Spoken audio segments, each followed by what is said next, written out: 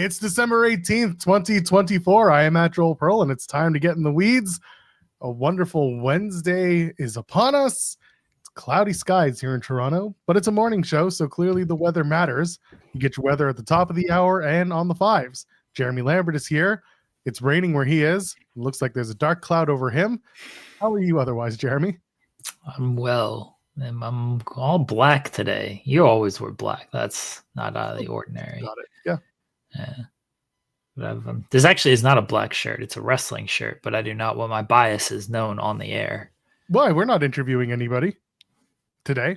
Yeah. When's Steven Flo coming on? I don't know. I'm waiting for our Love Wrestling pals to get back at us. Get on this, Joel. I will. I'll talk to the fine folks of Love Wrestling very shortly. I did a question for Quizplex for them that aired yesterday, so go check that out. I know you did one too recently. Yeah, I did one about How I Met Your Mother and a guest star from the world of wrestling. I did one about Jimmy Kimmel and the Man Show. What a show that was. I know. You want to hear the question? Yeah. Which wrestler, Jewish wrestler, appeared on the Man Show to show the guys how to celebrate Hanukkah? Goldberg? That's the only answer. Yeah, that's the only person I can think of. And guess who got it right? JPJ? None of them. None of them. What? It was Little Mean Kathleen. They're all wrestlers, by the way. It was okay. Yes, T.Y. Jackson, Little Mean Kathleen, and Marco Stunt. Marco Stunt. And Marco Stunt. Know this? They couldn't get it right. No. Very upset about this. Yeah, it was Bill Goldberg. You know who Marco thought it was? Who? Take a guess. Someone he worked with. MJF? Yes, he did. He thought for a minute it was Max. I don't know if MJF was alive when the Man Show was on. This was in 2001. Max was probably like 6 years old, which would have been hilarious if you think about it now, having the 6-year-old kid like go on the Man Show where they drink He was on Rosie. He was on Rosie at 6. So Rosie O'Donnell, singing show tunes versus drinking a beer with the Man Show guys is a little different. I feel like it could happen. It'd be fine. Oh, our pal Matt in the chat saying I would have guessed Barry Horowitz. That is a very good guess. At the heart of every Goldberg is a Barry Horowitz. Barry Horowitz is not nearly popular enough to be on that show. No, but you know what? You got Bill Goldberg. I don't believe this is true. I don't think the COSTCO guys are Jewish. Their last name's Bufumo. They're very Italian, New Jerseyite. I'm pretty sure that they're Italian. They could be Italian Jews, but I don't think they are. Show your work, Chi-Town Spurs. Boom! And also, we're not that bombastic. Mr. Bombastic, totally fantastic. Did you know that someone did so Chi-Town Spurs saying there might be Italian Jews. Listen, they do exist, but I just haven't come across that brand in New Jersey. Italian Jews? That is... I can't even explain this because it's a stereotype on top of a stereotype of a familiar stereotype. It's Jews can be loud, Italians can be loud. You put them together and it's like, I don't know, Megatron. I don't know. It's just it's like Starscream. Okay. Every time you listen to an Italian Jew talk to you. I have questions, but I don't want to ask my questions. I would love to hear your question because I know you're asking them without malice and without prejudice. You're asking out of curiosity. I'm asking out of stupidity a lot of times because I'm not very cultured. So that's okay. Max, again, Marco was like, I don't know who's Jewish and who's not. And I'm like, we're treading waters here. Even if you don't know who's Jewish, I feel like you would just answer Goldberg out of hey, who's a famous Jewish wrestler? Right. Goldberg's the immediate name that comes to mind. Right. I'm a little disappointed in all of them for not knowing that one.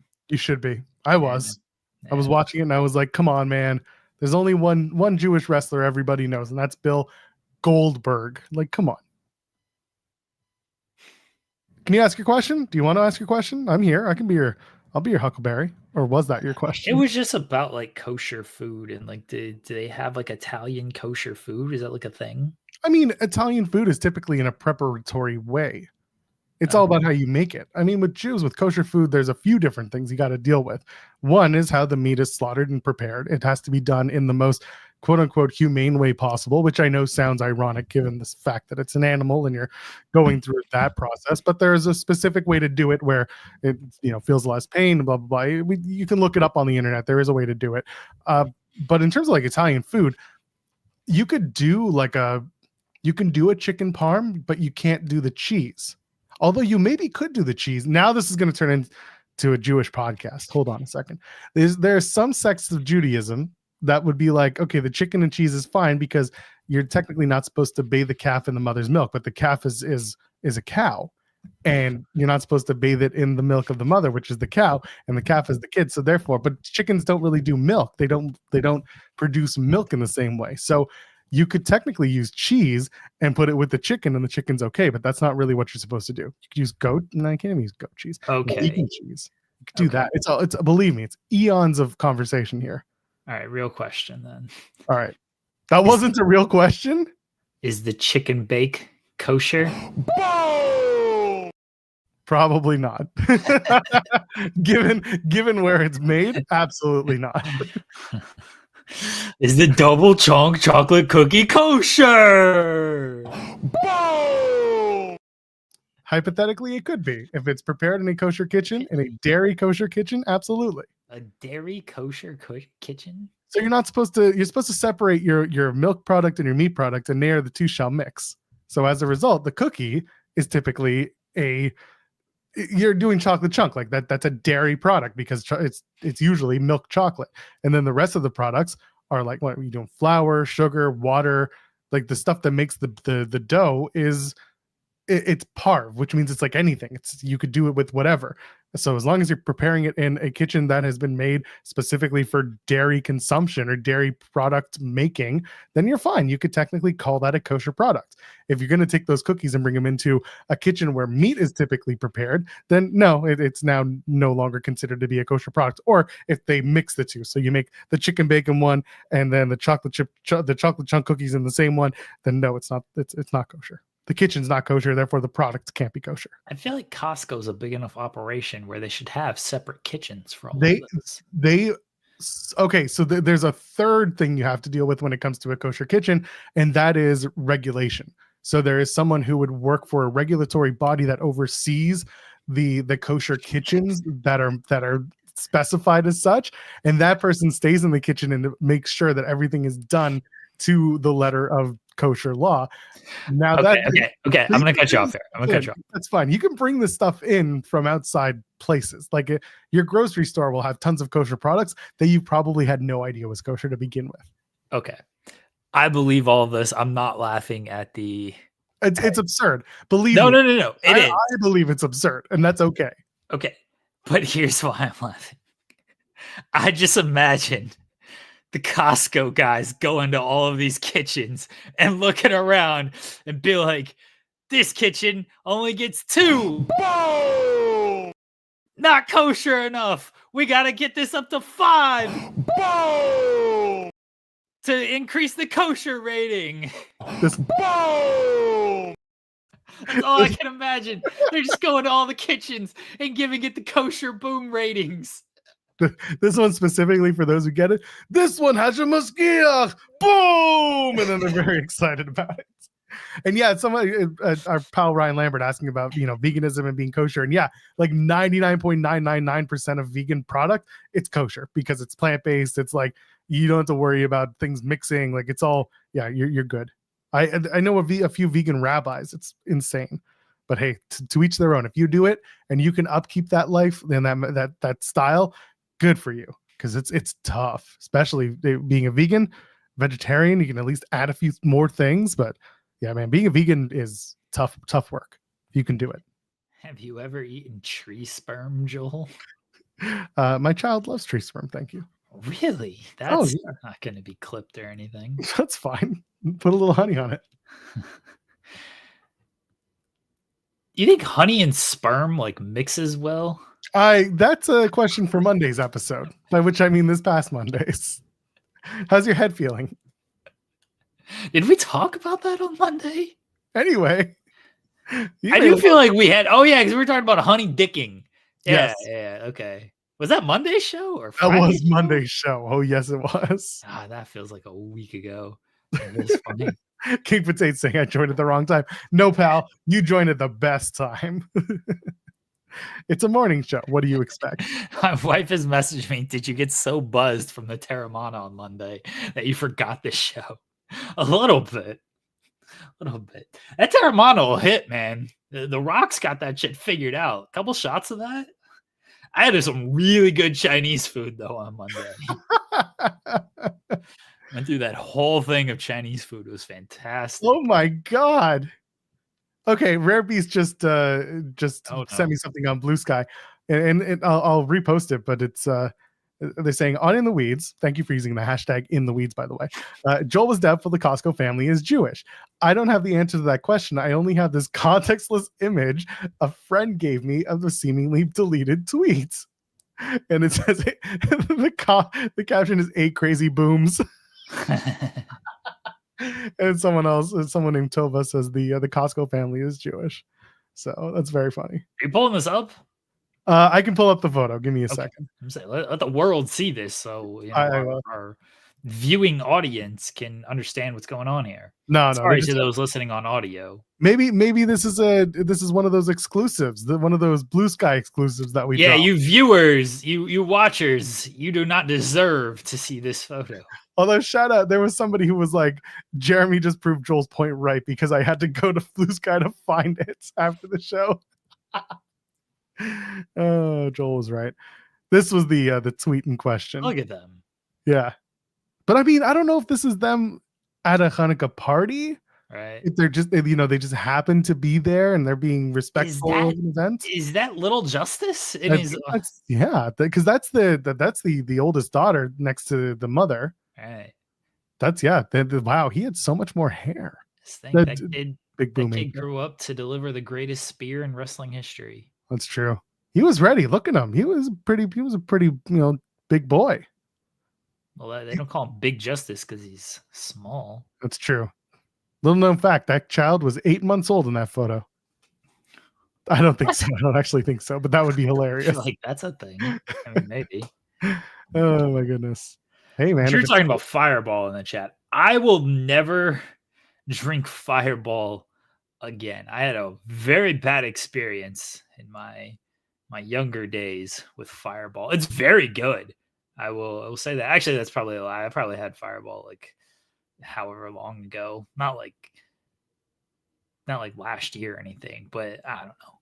My dad was still alive. I think my dad was a big Fireball drinker, so I'm sure I took shots of Fireball with him, but like I will not overdo it on the Fireball because I overdid it once and did not turn out so well for me. Fireball. It's cinnamon. Like it's good. Mix it with Dr. Pepper. Oh, but it'll get you going real quick is the thing. But yeah, mix it with Dr. Pepper if you so choose to do so. I'm not advocating. Please drink responsibly. We don't advocate for this, but just saying. Dr. Pepper, Fireball, ice it. It's good. So we've definitely had this conversation on the air, maybe not on this show. I think maybe we had this conversation during our Twitch streams when we used to go till like 3, 4, 5 in the morning. Right. I remember me saying Captain Morgan spiced rum was great with Dr. Pepper. Yeah. And I know we've done this. People saying Fireball, Dr. Pepper. Yum. I believe that. But yeah, for me, Captain Morgan or Kraken if you want the dark spiced rum. Kraken. They're a team in Seattle. Yeah, they lost to the Sens last night. Sens blanked 3-0. Yeah. Wow. Let's go Sens go. They suck. See, somebody would. Oh, Ryan saying it is someone who's never had alcohol. Fireball smells like big red gum. That's basically what it is. It's big red gum. Again, it's cinnamon. It's a cinnamon rum. Like it's good, but it's dangerous. And if you don't chew big red, fuck you. Leave a thumbs up on the video, by the way. And the thumbs up while you're doing it goes a long way. You can also get Pyro. You getting Pyro? There we go. I could be the new executive director of WWE. And also, you could subscribe to the channel. I'm doing that because we are going to talk about that story. Yeah, I'm just getting people ready because they're gonna do it. Subscribe to the channel over here at Fightful Overbooked, and you can donate a super chat. Any amount, get your question or statement read on the air. Jason saying Kraken is the best rum. I do not disagree with that statement. It's very good. I do like it. Is anyone giving me a thing here? No. Okay. I'm getting messages from the anonymous ITW general manager that have nothing to do with most of the show. Sounds bad. It's okay. Actually, wait, hold on. She telling you about my drinking habits? No. She's actually telling me about hers, which is very funny. Oh, she doesn't drink.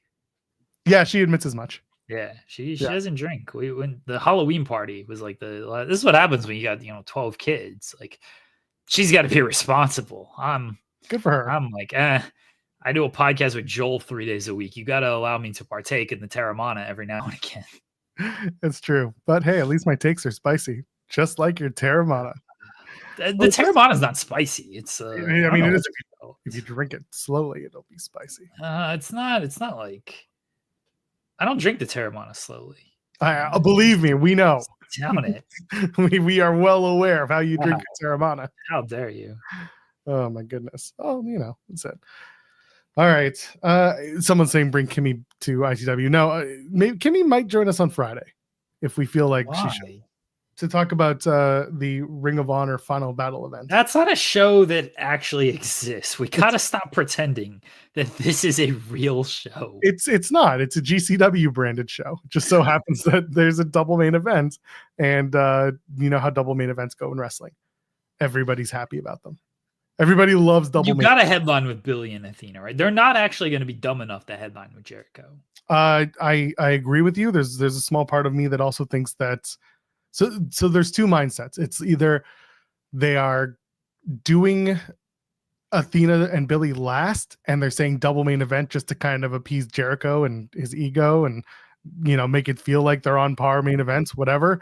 Or they're going to go with Jericho and Cardona and say, oh, it's the Battle of New York. This guy's from Long Island. This guy's from Manhasset. Like some garbage type of, thing that'll serve no fan base, because even New Yorkers going to the show won't care that the guy from Long Island and the guy who was born in Manhasset and hailed from Winnipeg are going on last. I think the smart thing to do, especially because Ring of Honor is what it is to have Billy and Athena go on last.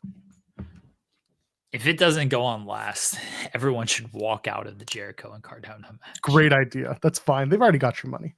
What did you make of the because again, we'll talk about it on Friday. They're doing the Lee Moriarty Open Challenge, and they announced, oh, we're going to show the Nigel McGuinness documentary to everyone in the venue. It'd be cool if it was Nigel. I'm not getting my hopes up that it's Nigel. My expectations are always low for this kind of stuff. My general feeling was, why would you have Nigel show up and win the Pure title when he does, commentary? Would you keep him on commentary? Doesn't matter. I guess so. It doesn't matter. And he does commentary on Saturdays for Collision anyway. Traditionally, he should wear the Ring of Honor Pure title on there and never defend it. Yeah, which is like pretty every other. I was going to say pretty on par for the Pure title. Yeah. Remember when Daniel Garcia was the Pure champion and nobody knew? Remember when Wheeler Yuta was Pure champion and nobody knew? That's not a thing that existed. Remember when Daniel Garcia was the Pure champion again and nobody knew? None of this actually existed. Athena should go on last. That's really what we're getting at here. We'll talk more about some of the comments that TK made, because I have some questions about that whole thing. But really, we got pardon? I said, really? Okay, you know what? We'll just get into it now, and then we can talk about. Really, we're gonna get into the stuff with Lee Fitting in the Athletic article that dropped earlier this morning. But the one thing from the media call that came up was asking how the GCW Jericho stuff came together, and Tony basically said Cardona called me, and that's how it got put together. And the first thing I said was, where is Brett Lauderdale in all of this? Because if Brett continues to say, I don't know, nobody talks to me, and then all of these people show up on Brett Lauderdale's shows, what's going on in GCW that Brett's not doing the job of promoter? What's happened? I think Brett answered that question already. He doesn't have conversations with AEW. I don't think there's too much to read into here, honestly, because we thought this was just a Jericho call. We thought that Jericho was just like, hey, sure, I'm in California. They're running this show. Let's see if I can just stop by. And again, what are they going to say? No, Chris, you can't do this. Like, Jericho's probably fine with it. I like that Cardona took some initiative and was like, hey, can we do this? If I'm Lauderdale, like, truthfully, and I don't view this really as a knock on Lauderdale, like, I wouldn't think to do it. One, I wouldn't know if Jericho's in California, but I wouldn't think to call up Tony after everything that's happened and be like, hey, can we get Chris for this show? I would think to call up Tony to try to talk about other things, and then maybe that leads to a conversation of using Chris in some way, but I wouldn't think about it. Cardona, he probably knew Jericho was in town. Oh, he probably went to Disney or something with Jericho earlier in the day, but they did a podcast together. But I wouldn't think Lauderdale would be like, yeah, let's see if Jericho can be part of this show. Like they pulled Ricky from this show. This was the show where Cardona was supposed to face Ricky. So if I'm Lauderdale, and I'm not thinking, well, let's see if I can use Chris Jericho. Cardona kind of does what he wants, and that's what's made him successful as an independent wrestler. He takes the bookings he wants. He shows up where he wants. He sells all the merchandise he wants. Like he does what he wants. So good on Cardona for taking the initiative.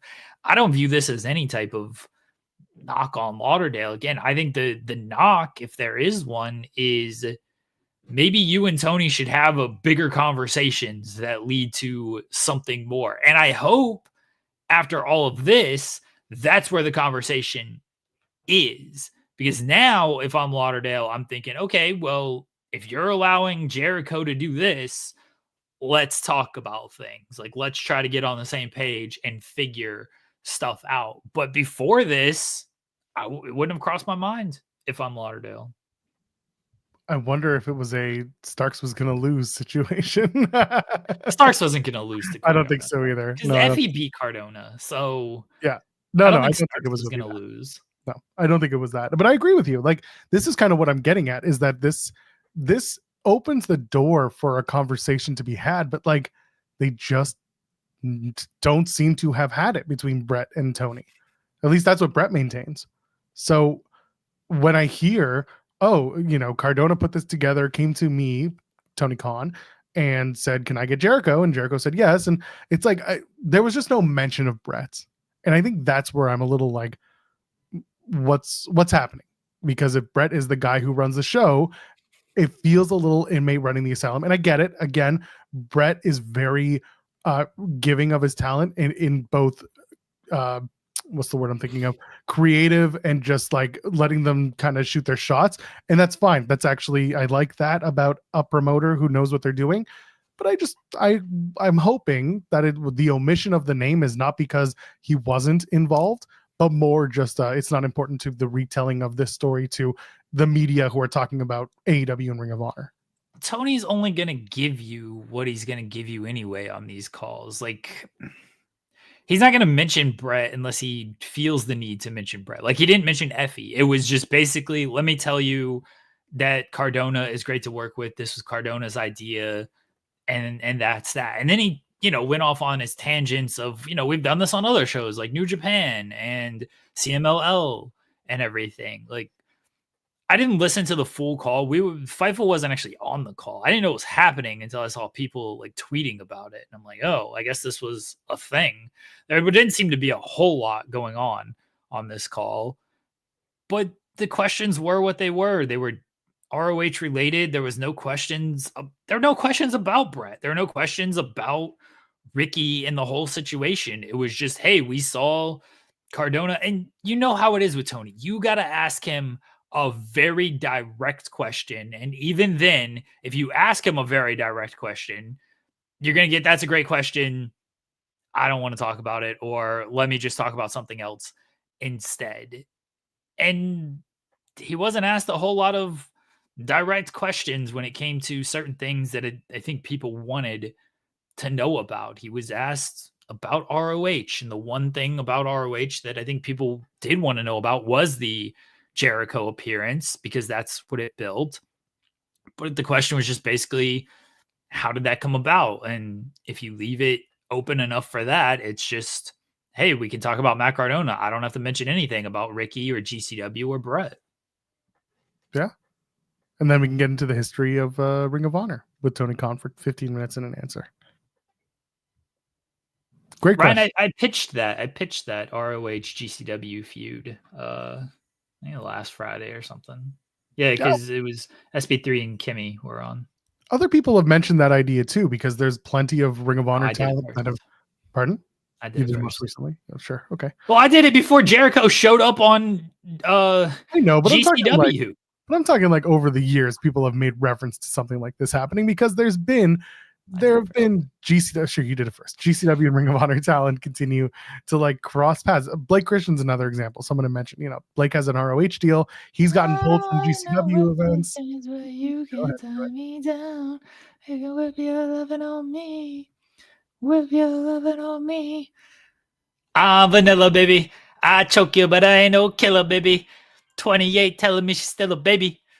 I get love in Detroit like Skilla, baby. You have more? No. That's okay. I do like the idea of GCW versus Ring of Honor versus JBL. It's just JBL at every match is coming out, tossing lariats. No explanation. Just happens. That's it.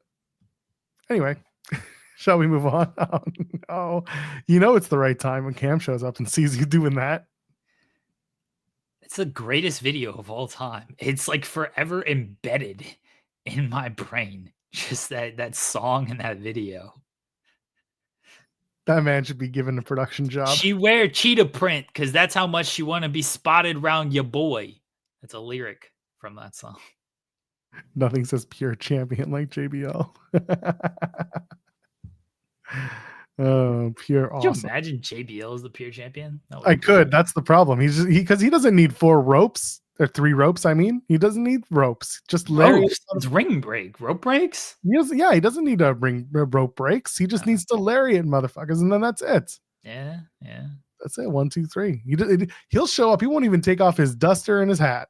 He'll just boom, like that. You know what the code of honor is? He's gonna shake hands and then he's just gonna pull them and lariat them in 1, 2, 3. That's the match. Oh, all right. Yeah, I just gave you the finish to every JBL pure title match. I don't know about that. Well, it could work. That's how I would do it. Till Orange Cassidy comes and ducks it. Hits one of his pure champion JBL would be something. Honestly, I am all for it. Just pure JBL. Is that going anywhere in TNA? No. The only thing that's going are the talent. Do you want to talk about that? Sure. I mean, your beat. Yeah, it is my beat, and I think there's a lot of the sky is falling rhetoric around it. This time last year, you and I were literally sitting on this show announcing that Jade Chung had become the official ring announcer for TNA. And she was excited at the time. And there was a lot of just really good feelings around the rebrand to TNA from Impact Wrestling and so on and so forth. At that time, if you remember, there were a lot of talent signing 1 year. They were signing deals, but I mean, most people understood if you knew that they were 1 year deals. They were structured in a way that they were making good money and working twice a month. A lot of those deals came up. Trent Seven, I watched him sign that deal on the back of Speedball Mike Bailey's back at Final Resolution 2023 in Toronto. So that contract's done. Kushida was given a dual contract between New Japan and TNA with the expectation that TNA would handle his North American independent bookings, and then he would work New Japan as New Japan. What else was there? Sorry, I'm trying to remember off the top of my head, but I guess I have to pull these up. AJ Francis is coming up. He's someone that honestly I could see them keeping around if AJ's interested in sticking around. He just had the main event at Final Resolution. He did a great job by all accounts. He has been entertaining for that brand. He has done a lot of stuff. Pardon? So did you not watch it? I did watch it. No, you just said he did a great job by all accounts. Sorry, not it seem like you didn't watch. By most accounts, so that includes me and others in and out of TNA world. So he did a great job, and he's been lauded for the work he's done in and out of TNA, because something that maybe a lot of people don't know is that he was spearheading a lot of the initiatives to have like streamers come in and either work with him or just be on screen. There were 4 streamers who were identified by TNA to watch their show and like do co-streams where they could watch the shows like they used to and talk about the show. And that was AJ's, that was something he was trying to push. So while it didn't find the success that maybe TNA expected, it still opened a lot of viewers to TNA in a way that maybe hadn't been seen before, and they already liked those streamers that they were working with. Wheezy Blonde was one of them. There were 3 others. I think Santi may have been one of them. But anyway, I'm not gonna. I know for sure Wheezy, and there was something that he had a lot of really good ideas to bring wrestling into a more modern viewership, and it was good. I can see TNA trying to retain him, and I think they should because he's so good. Yeah, Comment was another one. Thank you. There are so many good people who he could work with. His work with Casey Navarro is another good example of this. That First Class rebrand, when he brought in Casey, that to me saved that First Class gimmick that he was doing. So there's him. Speedball's gone. We know this. It's already been reported by Fightful Select and others. He is AEW bound when he's available. And we just mentioned Jade. Josh Alexander's planning to test free agency. That was the Josh thing was a whole other thing. First of all, Josh is done in the middle of February. Last year, February, they picked up the option. There was a whole rigmarole around that. Josh's expectation was that he would test free agency last year. TNA said, LOL, no, we're going to pick up the option year that we have on you. They had done that before. They did that with Deonna Purrazzo in her last year. And here we are. He's at his opportunity for free agency. He says he wants to take it. Can't really take that away from him. I'm sure if something doesn't pan out for Josh, he can go back to TNA and take a deal that would hopefully benefit him and his family. Am I missing somebody else? Trent Seven, Kushida. Jordan's probably leaving. Jordan's more than likely going back to back to WWE only because she's been on their programming for the last few months. Joe Hendry's the middle to end of 2025. I mean, if you don't think he's going to WWE, I don't know, or at least to NXT. Rascal's recently re-signed somewhere in the last, re-signed with TNA in the last 6 to 8 months, I think. So they still have some time. So I know I'm forgetting somebody. Someone actually, I think at the top of the chat had posted. Rhino just left. Rhino left. Okay, here we go. It's bonkers. Kushida, Trent Seven, Josh Alexander, Jade, Rhino, Speedball. Okay, so Rhino was an interesting one because they just put him in the Hall of Fame. And on top of that, he kind of just took to his socials and said, hey, Saturday tapings, that's it for me. I think Rhino was on a PPA to begin with. So I think he just said, I'm ready to go. And that's it. Could be that WWE is going to call because we talked about him being a coach in some form for WWE. I think that would make sense, but it's up to him. And of course, he should be in the WWE Hall of Fame sometime. So what do you make of all these people leaving? So this guy's not falling. That's really what I have to say first and foremost. I don't know. You just named a bunch of people who are leaving, and it feels like things are falling. I did. And there are a lot of people who are not currently they're not currently showcased on TNA. Speedball's been gone since after Bound for Glory. Honestly, one of the big conversations I've been having is who's going to replace Jade Chung as the ring announcer, which I know is a really weird conversation to have, but they went from David Penzer for a few years to Jade. It's are they just going to have Who's He Doots that they brought back from marketing? Come on, what's her name? Oh my God, Christy Hemme. Are they just going to have Christy Hemme work because she works for the company again?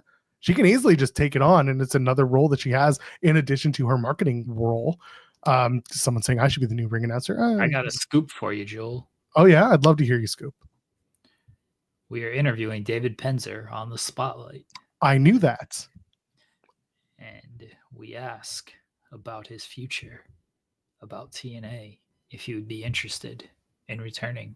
Tune in tomorrow to the Spotlight to see his answer. Looking forward to that conversation. Tease more than a scoop, but I did see that you had interviewed him, so good for him. And all these people who came in were not. They weren't currently being put in top spots. AJ Francis is probably the top of the list of people who recently worked and haven't been pushed as a result.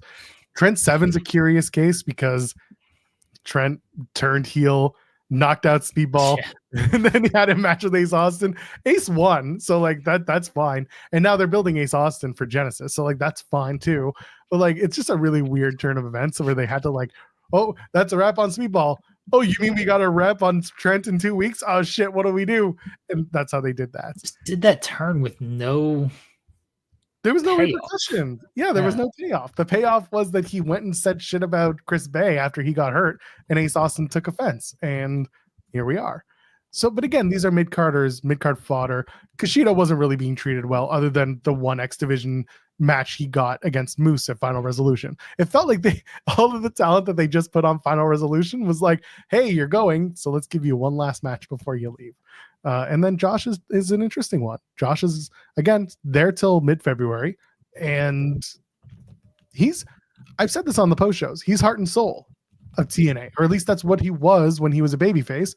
He's got to give that over to Mike Santana before they go. So I have a feeling we'll see that sooner than later. But the TNA stuff, there's always talent. There are always people that can be built, rebuilt, so on and so forth. I know others have mentioned it, that, you know, all these people leave and Tessa Blanchard comes in. Yeah, listen, that the optics continue to be questionable at best.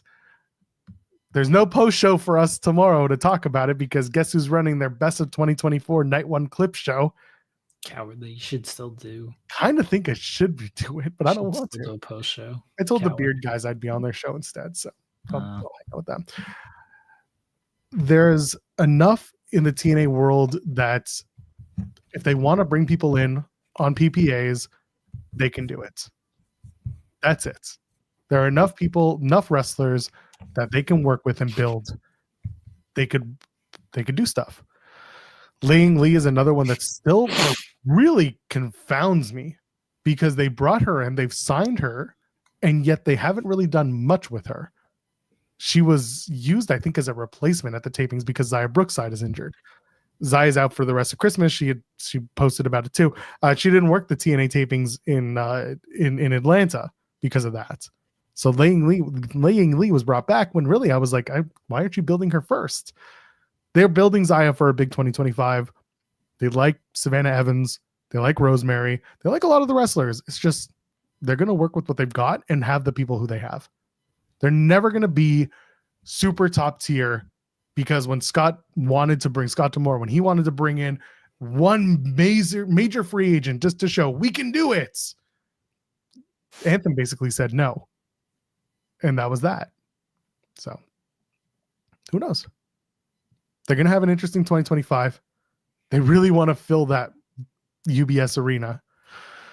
I don't know how they're going to do it, but I'll put it. Okay. The one thing I will say going around was the ticket price.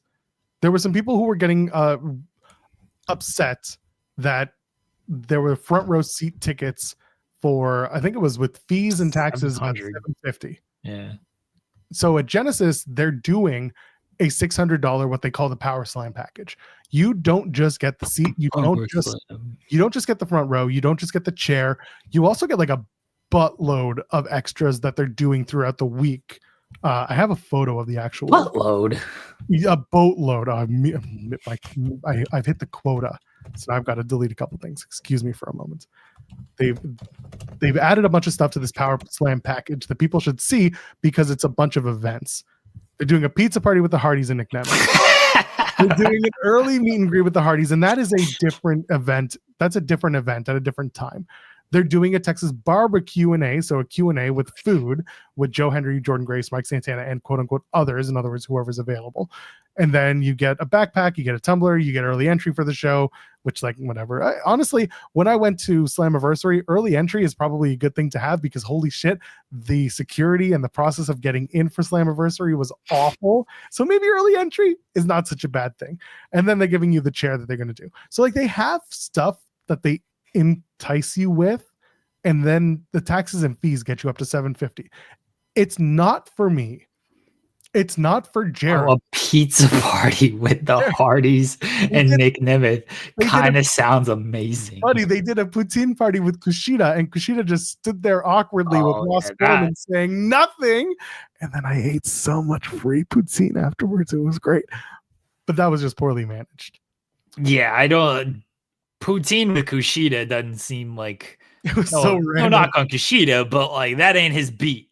They also had him like he showed up in his full Hakushi paint that like was special for that event. Like I was like, why are you blowing the spot for this? Yeah, that's probably not, great, but pizza party with the Hardys and Nick Nemeth, that actually sounds like a blast. You got to be careful though. The last time the Hardys had a big tailgating event, someone took them in a van afterwards and they showed up at WrestleMania that night. Oh, it's like, where is this going? So there's stuff going on. Like I love the Texas barbecue and A is a hilarious like play on words. There's some stupid shit. And again, a lot of you in the chat, it's not for you, and that's fine. Not only is it expensive, not only is it like not necessarily something you might be interested in. I see the same people at every TNA event that I go to, like every major one, the same people, and they're always there, and they're like the titanium package people. They are always there. Those people will shell out the money. They're the ones who are going to do that. And are they doing that at UBS? Given the price tag that the Genesis one has, it's the same price. They just haven't announced officially what the Power Slam package is yet. So I'm guessing, and I'm like, logic would dictate that price includes whatever they're going to do for UBS inside and outside of the venue that week. It's hard, man. I don't know what their expectations are in 2025. And if Tessa Blanchard is their answer, then they have to find new questions to ask, because this is not it.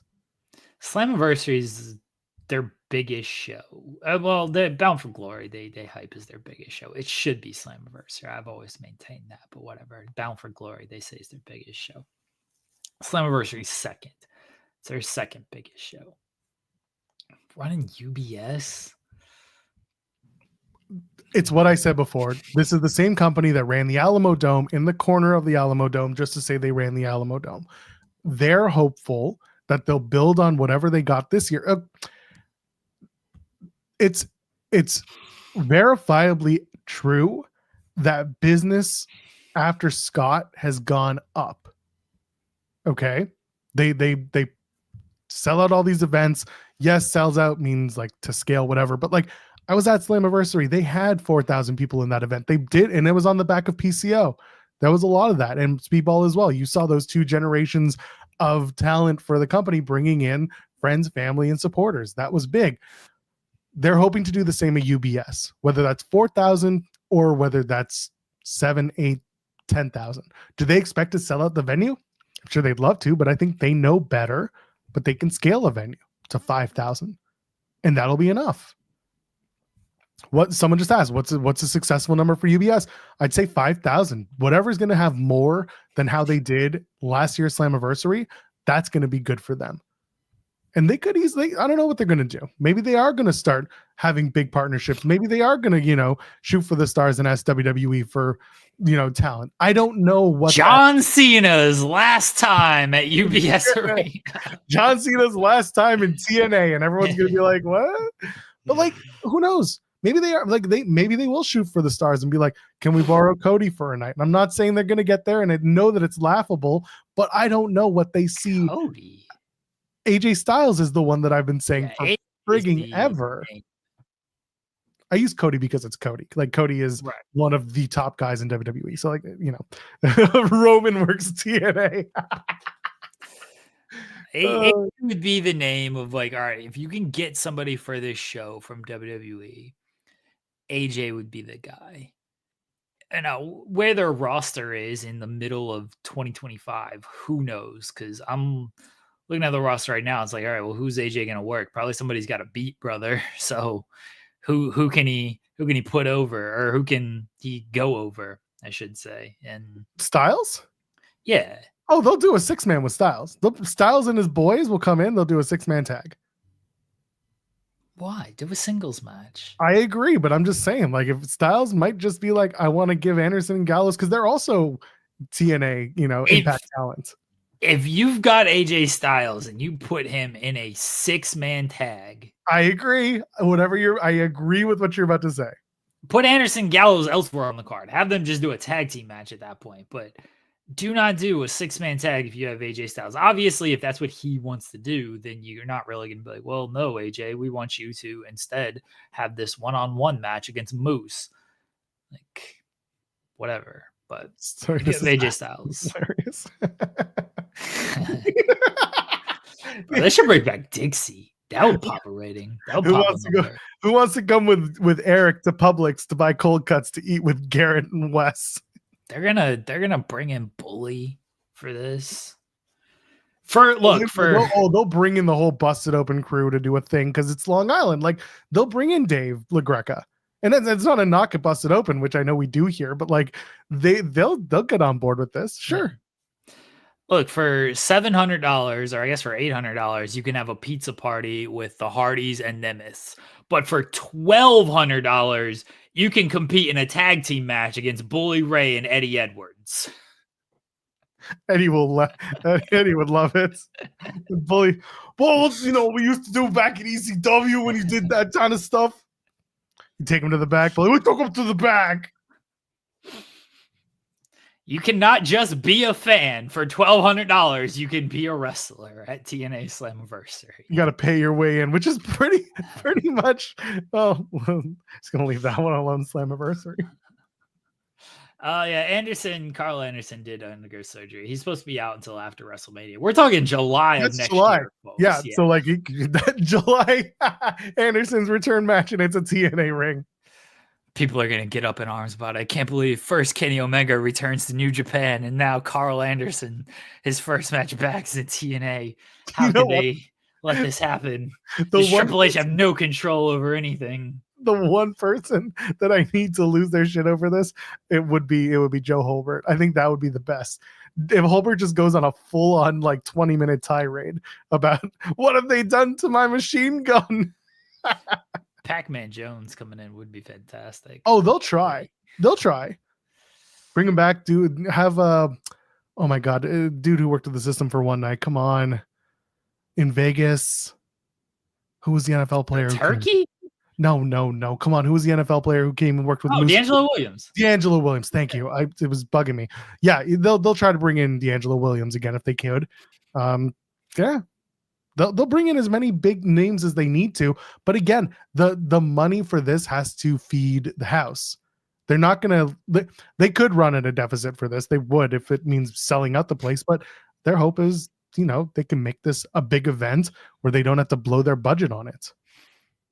It's UBS, so New York, bring in like Aaron Rodgers or somebody. Sure, they'd love that. Just an Aaron Rodgers, Tessa Blanchard backstager. Can you imagine? But like, it's Slammiversary, so it would make sense to try and bring in the past. Jeff Jarrett shows up. Well, yeah, that's another reason to bring in Aaron Rodgers. Yep. I don't know what they're going to do to fill out UBS. They've got months to get there. They have 7 months to get there. They should plug in a USB that is digital fans into the seats. A USB at UBS. And do you know how they get there, Joel? Do you know how they bring in all of these USBs? Oh, no, UPS.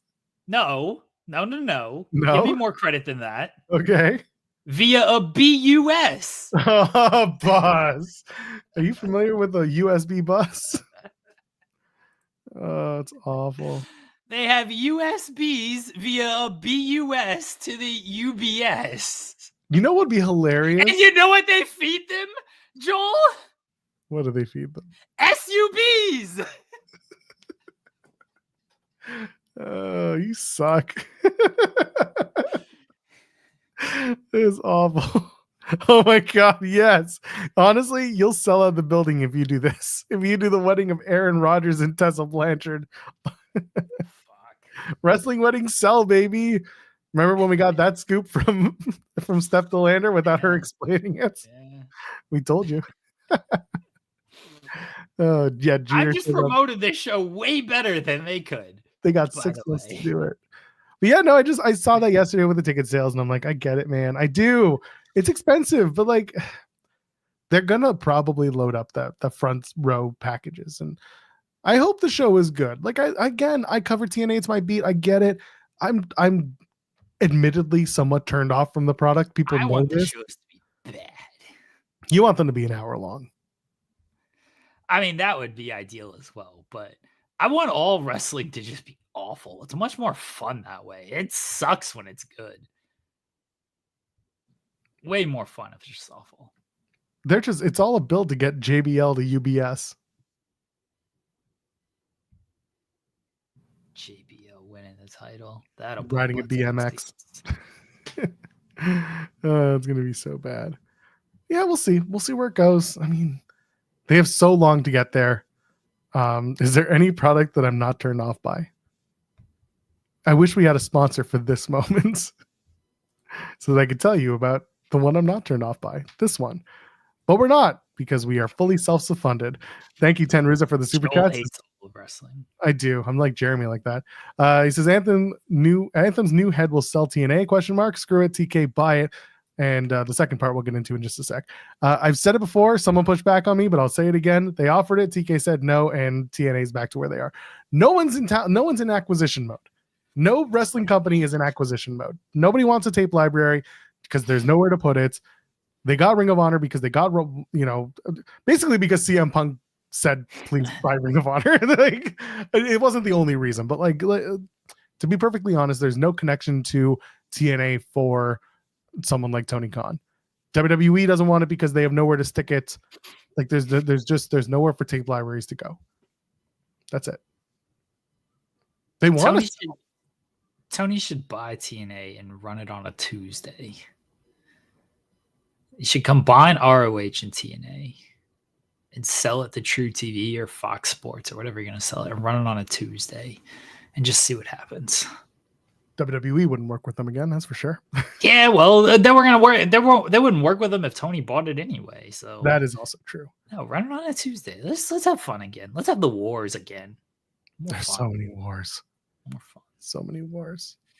Anyway, that's that. And the second half, because we can move on. WWE production might be impacted by the leaf-fitting ESPN misconduct allegations. So, The Athletic this morning, for those who saw it, maybe you didn't, we also ran aggregation and comments on Fightful.com. Leaf-fitting was reportedly dismissed from ESPN due to misconduct allegations. This is coming from Katie Strang and Andrew Marchand at The Athletic. I will let you explain the crux of this, and then we can kind of give some thoughts and some analysis about this leaf-fitting article that dropped this morning. Okay. The crux is that there was alleged misconduct, and leaf-fitting had been at ESPN for nearly 3 decades. He very credited with boosting College Game Day into what it is today. He got dismissed from ESPN in August of last year. College football fans know August is when you are basically gearing up for college football. So the fact that his dismissal came like weeks before the college football season probably should have and clearly did raise some red flags.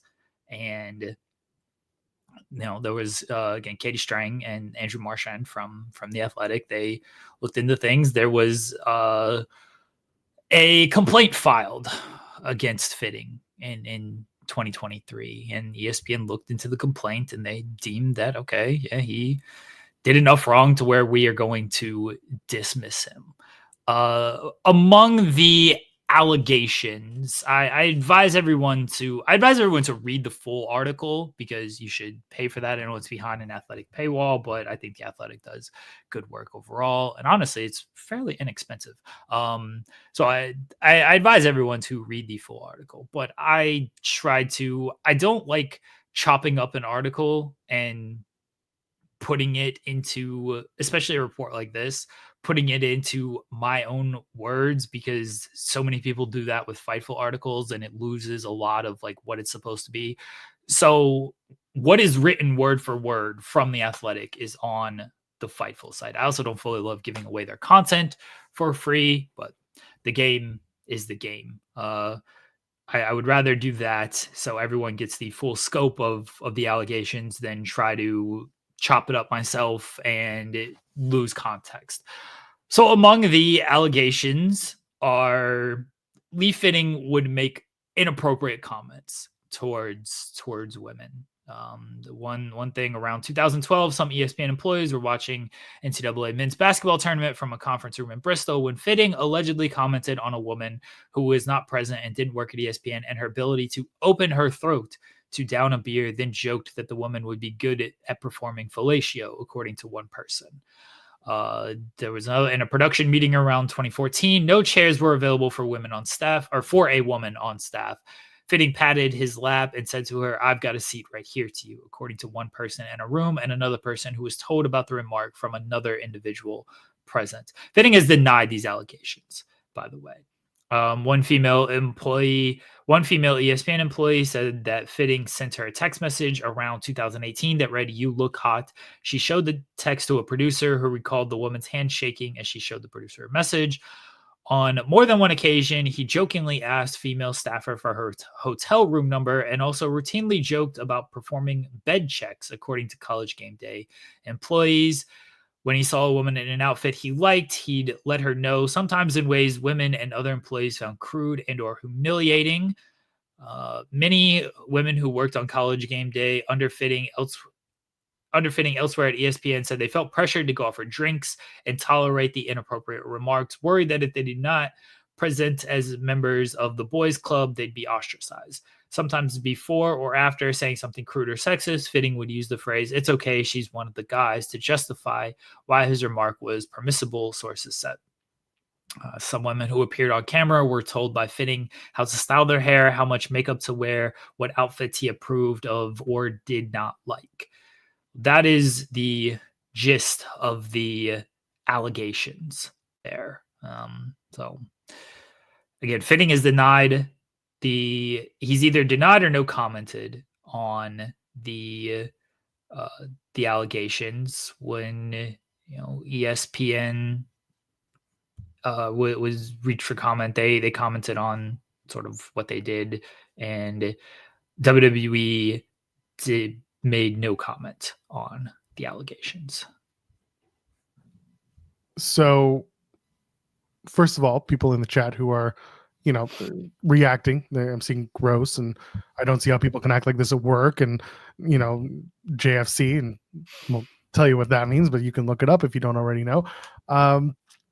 Yeah, listen, you're right. That should be the reaction to people who are reading this kind of stuff.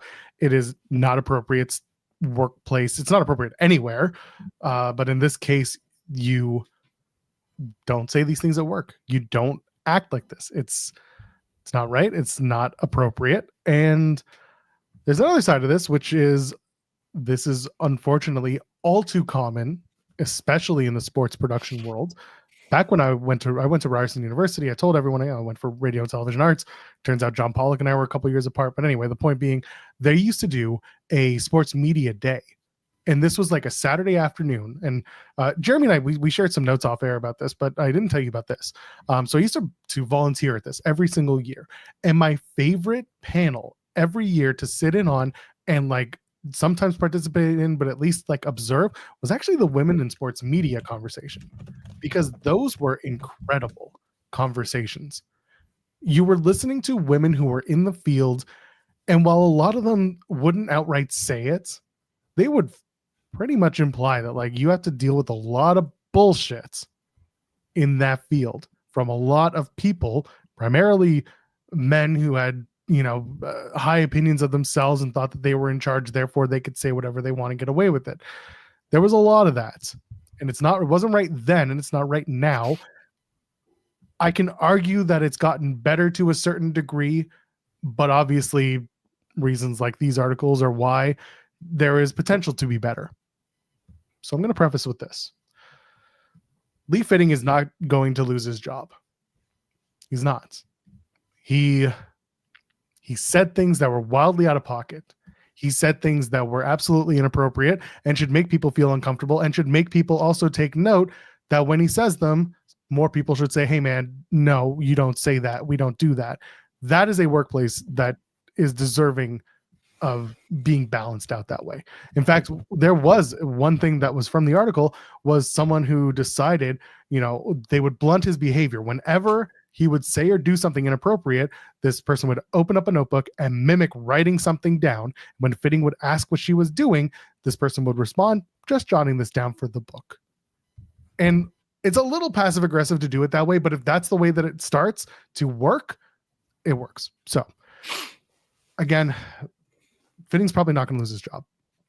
He is a piece of shit for being this way. If these allegations are accurate, no one in a position of power should be allowed to get away with this type of harassment. But I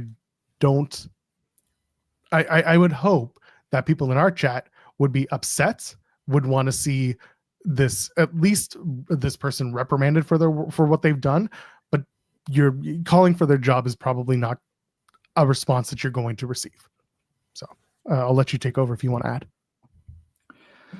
He lost his job at ESPN for these allegations, and that's probably the most he's going to get punished out of this.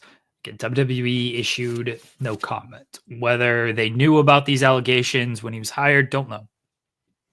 Fitting has been credited a lot for what they have done this year in terms of production. His name is at the executive producers, end of show credits that they like to run nowadays. Now, should he lose his job? Probably. I think if WWE, who has a culture problem, who is under fire for a culture problem for misconduct, worse than sexual misconduct, they should probably look at this and be like, that's not tolerated here. It was another situation, but you know what? We are not going to tolerate that here. And I think that's how they should handle things. Do I think that's how they will handle things? Probably not.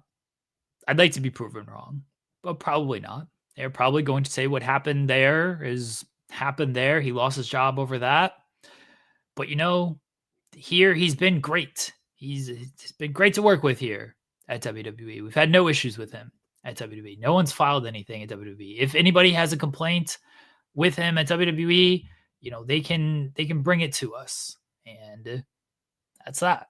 But we shall see if anything comes of this. I would not expect much of anything to come with this. They're holding the big WWE HQ event today for Netflix, which we'll talk a little bit about. We'll see if it gets brought up, see if it gets asked, see if what happens there. That's going to be at 2:00 this afternoon. The big Netflix WWE fan thing gimmick stuff. I don't know what they want to call it. Do they call it officially? They're calling it the Netflix kickoff. WWE on Raw Netflix kickoff. Yeah. Interesting. I don't know how many people are going to be asking those types of questions. I hope someone does. If given an opportunity to ask, I hope that they are. They should be asked. The answer to the question is, is going to be what it is. But I don't expect him to lose this gig. He does. He just. I'll be surprised. I'll be happily surprised if he does. But it's wrestling. I really hate using this when I say oh, it's wrestling. But professional wrestling is so behind the times in so many ways. And when I had people trying to tell me, this company's trying to de-carny and this company's trying to be less carny and this company, I get it. I understand that, but that still takes work on top of work. Removing people is one thing, changing the culture is another. By all accounts, WWE has had some culture changes. I don't know how much that means. We don't know what's going on over there or what isn't going on over there. 10 Reza sent a super chat saying fitting in the WWE culture seems fitting, bad time. That's one way to put it. That's absolutely one way of putting it. Yeah, that's where we're at with that. I'm sure we will follow up as people ask and if anything comes from it. But as of right now, that is that's the conversation with Lee Fitting, is that he left ESPN amid these allegations. And here we are. It was dismissed by ESPN. I would try not to use the word firing because the article did not use the word firing. The article did use the word dismissed. So. Yes, dismissed. I think it should be addressed at today's event. There's media there. I believe, there's going to be important people there. I hope they get an opportunity to ask questions about this stuff. And I hope someone does ask about it. Someone should ask about it. You might get a no comment, and they've already not commented to The Athletic. Triple H might no comment. But Lee Fitting is, again, his name is at the end of every show. It is. So it's not like this is some unknown guy who they don't reference. This is like Chris Legentil. I know he was on the press conference at that one time, and then everyone's like, oh, we put a name to a face type of thing. But on television, no one's referencing Chris Legentil. There's no reference to him. Lee Fitting is very referenced on television. His name is at the end of every show. Probably got to ask and probably got to comment on this. Henry asking, what's the difference between dismissed and fired? It's just terminology. A severance package.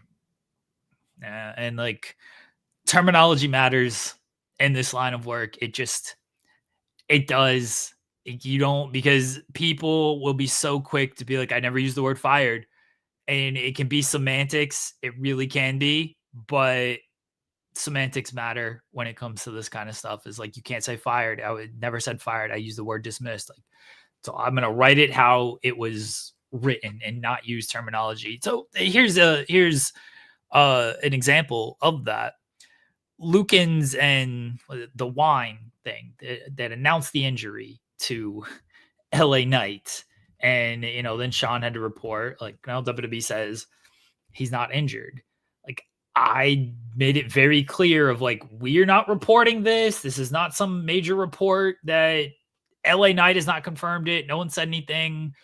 Lukens Wines and Spirits said he's missing the event due to injury. We'll look to work out more.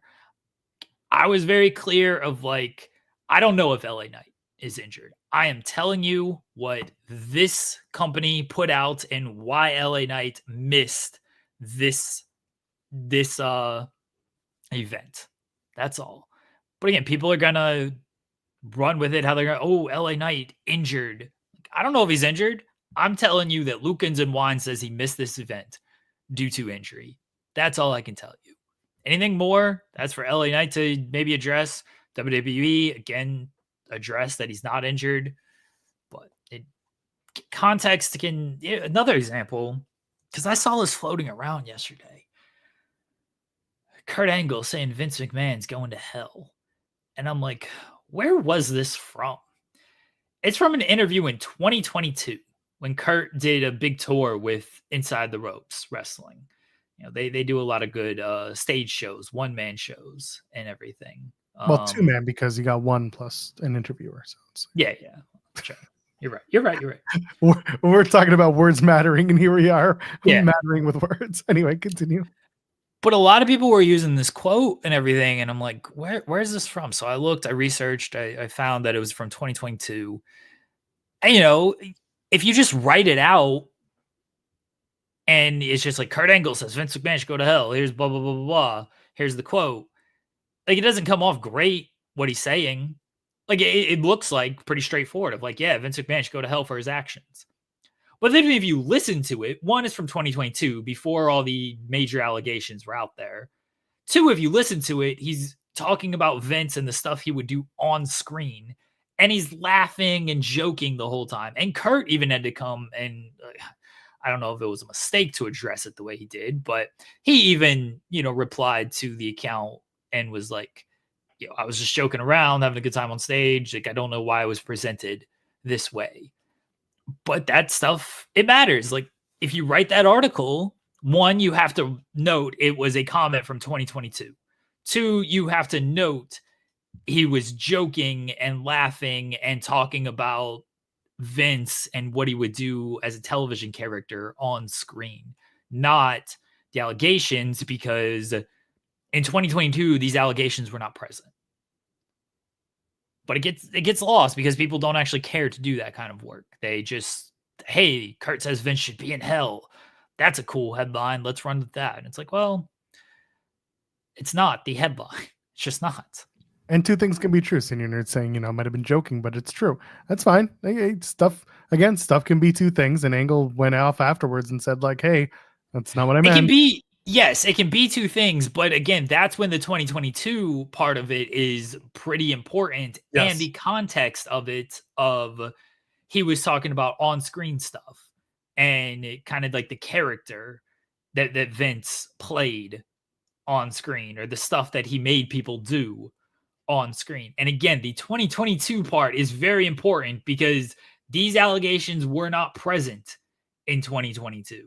So I don't know if Kurt feels that way in 2024. The way he talks about Vince now, he talks about of like so many wrestlers do, father figure. Yeah, he's gone through some stuff, but look at all that he gave me, type of thing. Just, it is what it is. So just for exercise purposes, I'm curious if you're, and we're not writing this article, if you're writing this and you're doing the headline for this particular Kurt Angle quotes. Oh, Kurt Angle. Okay. For Kurt Angle. Yeah. Would you denote, because he mentions it's the character, Mr. McMahon, would you say something like Mr. McMahon would go to hell? I'm just using the semantics here. Is it Mr. McMahon, or would you say Vince McMahon? Like, would you make the difference in character, or is that something that most fans wouldn't necessarily understand the difference between? One, I wouldn't write the article because it's a quote from 2022. Well, yeah, that's why I didn't write the article. That's what I'm saying. I'm just like, I know you're not writing it, but let's just speak as if it was done now. If it's done now, do you write it as Mr. McMahon or do you write it as Vince McMahon? I would write it because I think he said Vince McMahon, which is fine. I would write it as Kurt Angle joked in 2022, Vince McMahon is going to hell. That's how I would write it. And then people can click for more context. But I would not try to mislead people of Kurt Angle says Vince McMahon is going to hell. I would definitely have joked in there because it was clearly, if you listen to it, he is joking. And I would have the 2022 portion in there. So here's an example. After Brawlout happened, everybody remember what happened. CM Punk said a lot of words and got himself in trouble, or got himself, talk of the town, however you want to look at it. I thought it was hilarious. People talk. I wasn't affected. Yeah. I wasn't affected. There was an interview that came out with Eddie Kingston. It came out after Brawlout, but it was recorded before Brawlout. So Eddie Kingston said, CM Punk is a bitch. Maybe Philip wants to be loved like me. I had to distinctly write in the headline, Eddie Kingston before AEW All Out. Because obviously a lot changed after All Out to where the context of that is different. Now, look, if nothing happened at All Out, if CM Punk just won the title and did a normal press conference and he was going to be on television that week, I probably wouldn't have had to make that distinction. I probably wouldn't have had to write before All Out. You can read the article. You can say, oh, he said this before All Out, but like he still means this. It's still the same thing. And nothing major happened outside of CM Punk is now the champion, to where it's going to change much of the context. The context gets changed when a guy goes off on the EVPs and the entire company and coworkers and gets into a fight with his coworkers and multiple parties get suspended. The context changed. So I have to differentiate. Eddie Kingston before All Out said this. I don't think his feelings changed, mind you, but I still had to differentiate. He said this beforehand, before CM Punk did all of this kind of stuff. So that's just, again, you want to talk about like what's the difference between dismissed and fired? Maybe there's not much, but you gotta be smart, and you gotta be really thorough and fine-toothed with these wordings. And if you want to do it right, there are people who don't care to do this right. And I'm not saying I don't make mistakes. I 100% make mistakes. But I try my best to give the proper context and give the proper wording for this, because I don't want this stuff lost in translation. I don't want this stuff, I don't want it to look sloppy and be sloppy, because that's a reflection on me and that's a reflection on the site. And over the years, we've done a very good job of not doing that kind of stuff, which is why when I talked about the Lee Fitting article, when it comes to stuff like this, I would rather let the source do the writing for me. And maybe maybe that's not how it should be done. Maybe I should, put it in your own words. Everyone says that. When it comes to allegations of really any sort, but when it comes to any allegations, I'd rather let the source do the writing on that. This is how it was written by this person. If you think it's wrong, take it up with them, because that was their words on here, not mine. I don't like when, people chop up our stuff, because that's how, Sean gets mad about it all the time. When it's like, no, we didn't write this. Like, words are important. This is not how we wrote it. Either say it the way we said it, or don't, or just retweet it. Just retweet it. Because if you're going to screw it up and you're going to change wording around, words have meaning. Words have different context. So I'd rather let the original words do the reporting on a lot of subjects. Yeah, words matter. So keep that in mind. And all this because Henry asked what's the difference between dismissed and fired. Well, that's funny. And then he got into the Kingston and Punk stuff and all that. I love it. Big Man Dog's like, this is the takeaway. Punk versus Kingston in Full Gear was one of the best AEW matches ever. That's factual. It is. It's just very funny. It's just very funny. It's just like, yeah, so this fight happens, right? And then before the pay-per-view, Eddie Kingston did an interview, right? And he said all this stuff. But then afterwards they released it, and then we had to read an article. We had to justify that it was before, and we had to set the timeline. By the way, they had a great match of Full Gear. Best ever. I don't think Eddie Kingston's opinion really changed after All Out. It probably got a little bit stronger. But it's just very funny. My favorite thing in the world is that he calls him Philip. It pops me every single time. He's like, yeah, Philip. I don't know what his issue is. It's so funny to me that he calls this man Philip. Do you think Eddie Kingston uses the word moveset? I think he loves the word moveset. He's going to come back and his first promo is going to be all about movesets. It'd be great, honestly. I'm not the best guy in the world, but I've got a great moveset, and I'm here to show AEW my moveset. Here's another thing that I had to do this. I had to do this weekend with one of our writers. So the moveset debate that was out there. Hangman Page puts on Blue Sky. I hope the next person they give half my moveset to is at least somewhat cool. So we run an article, and Logan Paul is mentioned in the article. Hangman Page didn't mention Logan Paul. If you want to draw your own conclusion that it was Logan Paul, and because Logan Paul does do half the moves that Hangman Page does, that's your conclusion to draw. It is not on us as a website to mention that, Logan Paul does half these moves, because that is leading the reader to, he's definitely talking about Logan Paul. Read any article I've written about CM Punk and moveset. I've done 2, by the way. I did the initial comment where he talked about he doesn't like movesets, and I did Peter Rosenberg's comments about the exchange he had with Punk. Read those articles. I do not mention Hangman Page once, because I don't know that CM Punk is talking about Hangman Page. I do not know that. CM Punk never referenced Hangman Page. Peter Rosenberg never referenced Hangman Page. Can I draw my own conclusion that, hey, he might be talking about Hangman Page? Yeah, I can draw that conclusion, and I can give an opinion on this show of it seems like he's talking about Hangman Page.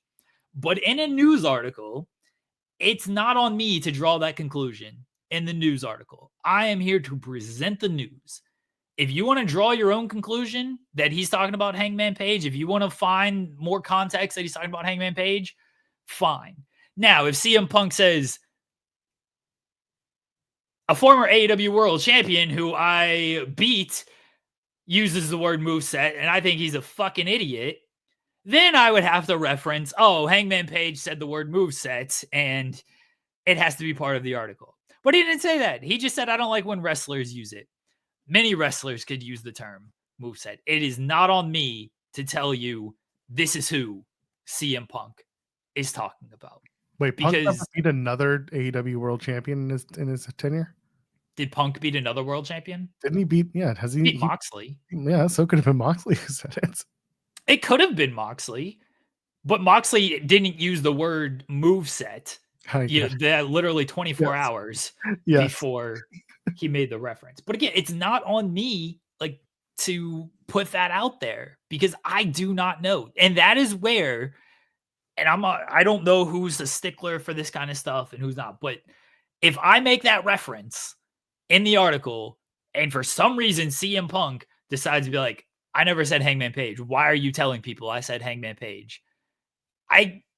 He can deny it because he didn't. I can be like, well, you're clearly right. Like, where did I say Hangman Page? I just said wrestlers. Could be any number of wrestlers. I did provide the context that since 2021, CM Punk has seemingly hated the word moveset because he tweeted in 2021, people who say we got to ban this term, which is, again, more context to his gripe with the word. But he never said Hangman Page. And it's not my job to try to tell somebody, oh, he's 100% talking about Hangman Page, because we don't know. We do not know. Some stuff is obvious. Some stuff there's enough clues and you know what they're saying without actually saying it.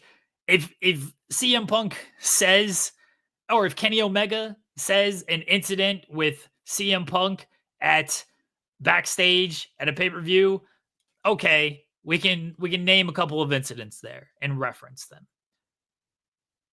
But if he's just like, he reminds me of other wrestlers, I don't know who other wrestlers are. I can draw conclusions, but I don't know who they are. Could just be other wrestlers. Makes sense to me. Shall we move on? Sure. Shawn Michaels was at the center of all of NXT last night.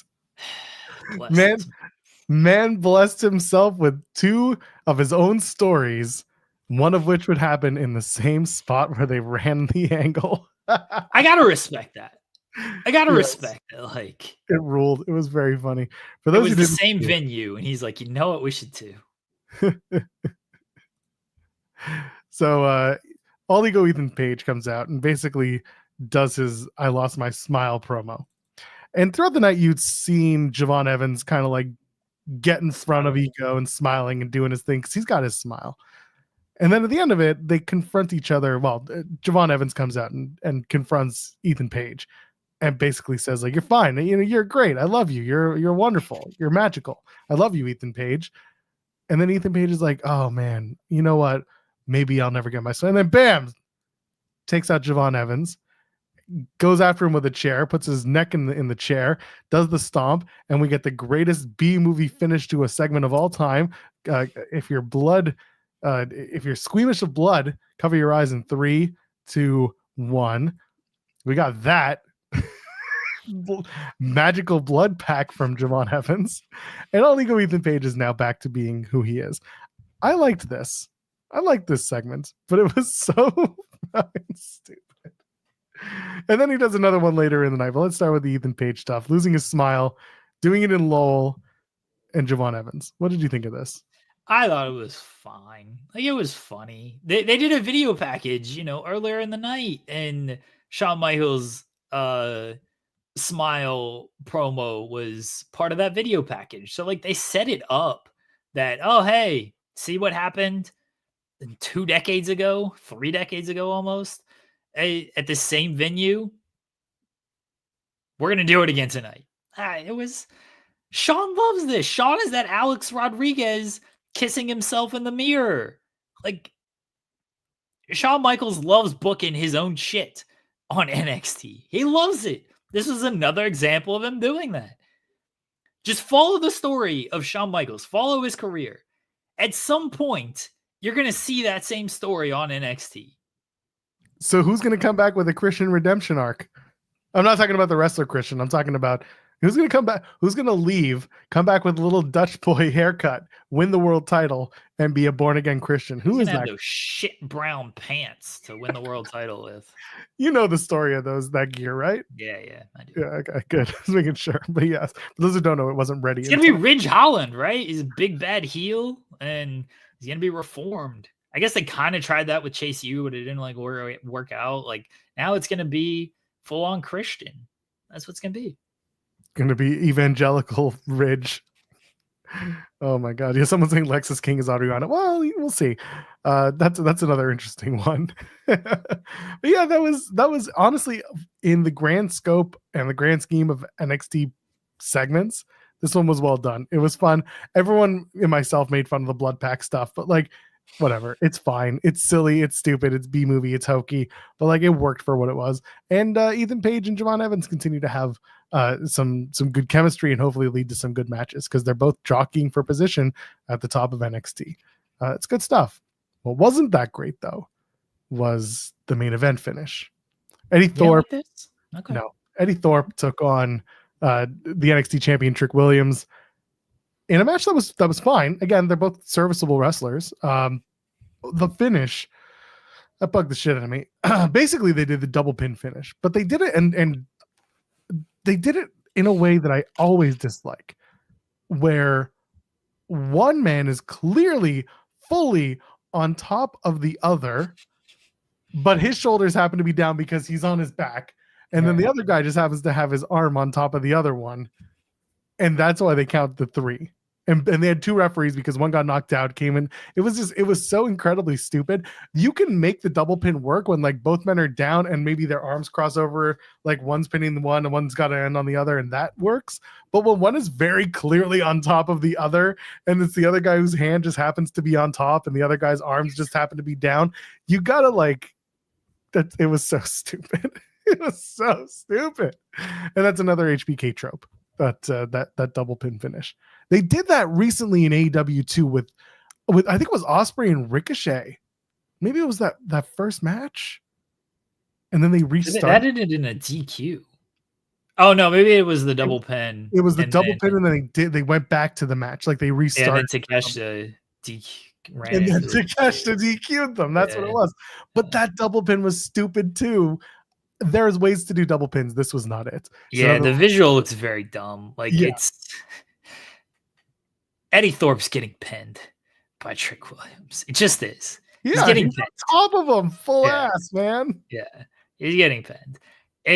There are ways to pull this off. This wasn't a great way to pull it off. I don't mind the overall booking of it because it was curious to do Trick and Oba at New Year's Evil. For like that's just a TV match. That's not a TV match. That's a PLE match. So it feels like now they're going to do a triple threat at New Year's Evil so they can hold off Trick and Oba until Stand and Deliver. That's my take from this. This is a way to insert Eddie Thorpe into the New Year's Evil match. Now, look, did you have to do this in the first place? Could you have gotten to Trick and Oba a different way at Stand and Deliver instead of, use the term honey dicking for New Year's Evil and then inserting Eddie Thorpe? Yes, it's pro wrestling. You didn't have to do this. But the way they got there with getting Eddie Thorpe into it, who I think Eddie Thorpe's very good. Like the former Carl Fredericks. I think he's very good. So I got no problem with him being in this spot. Yeah, the visual, it sucked. It was dumb. Like it was a bad spot. Just do it better. Just book it better. And then Shawn Michaels gets shoved by Eddie Thorpe. Well, that was Eddie Thorpe getting back at Shawn for last time. Because Shawn mistreated Eddie Thorpe and Eddie was right. Eddie did nothing wrong. And it's digital exclusive. Yeah, you had to only the fans online saw it because the TV audience, they just deserved the cliffhanger. They did. They did. That's all they deserved. You know what? So I thought about this on Monday after I proved you wrong. You mean after you proved me right, is what you're saying. I proved you wrong. Yeah, you're the one who put. You know what I would have respected more from WWE when it comes to this package pile driver and how they like did the whole thing? If they didn't show it on Raw, I would have respected it more if they were like the finish to the match. Cody Rhodes won after we went off air. Kevin Owens' heinous actions and did this package pile driver, and he took Cody, and Cody had to go to the hospital for all of this stuff. It's too graphic. We don't condone this. We are not putting this on our television. We couldn't see it on NBC. You can't see it on USA. If you want to see it, fans, you can go online and you could watch it there. But it's too graphic. Like, we do not condone what Kevin Owens did. And so we're not going to show these actions. I would have respected that more if they did it like that. Instead, they did the thing that you said they would do, and I agreed that they would do. They just showed it on Raw, and they talked about it, and it's like, let's put that shit on television then. They did. I know they did it on Raw. It should have been on NBC. Stop. No, I I'm not going to rehash this conversation. No, but you gave your point. I'll reiterate mine. I maintain the reason why this worked in the end was twofold. One, they got to promote the fact that it was watched by X amount of people on social, so like it makes them look really big. And then the other thing was the fact that it continues the conversation through the weekend after Saturday night's main event through Sunday and then into Monday, and it's just another piece of the puzzle. So again, I saw the reason for doing it. I understand your reasoning against doing it. WWE did what they did, and it went exactly the way that I said it would go. That's that. I got a couple super chats here. Ten Rizzo saying that WWE gotten away with way too much. Karma needs to hit them. There's still people there, i.e. Nick Khan and Paul Levesque, that have connections to all of this. Again, a lot of this is still alleged. These are things that are in lawsuits. These are things that are not fully proven. These are, again, allegations. WWE has done a lot over the years. A lot of things that were alleged and a lot of things that are just, stories that are out there. Don't know what to tell you. Don't know how to feel about it. If it's not for you and you decide that you don't want to watch the product based on this, I'm not going to fault you for that. Your opinion is what matters, and you choose whether or not to tune into this stuff. I don't know if you have anything to add to that.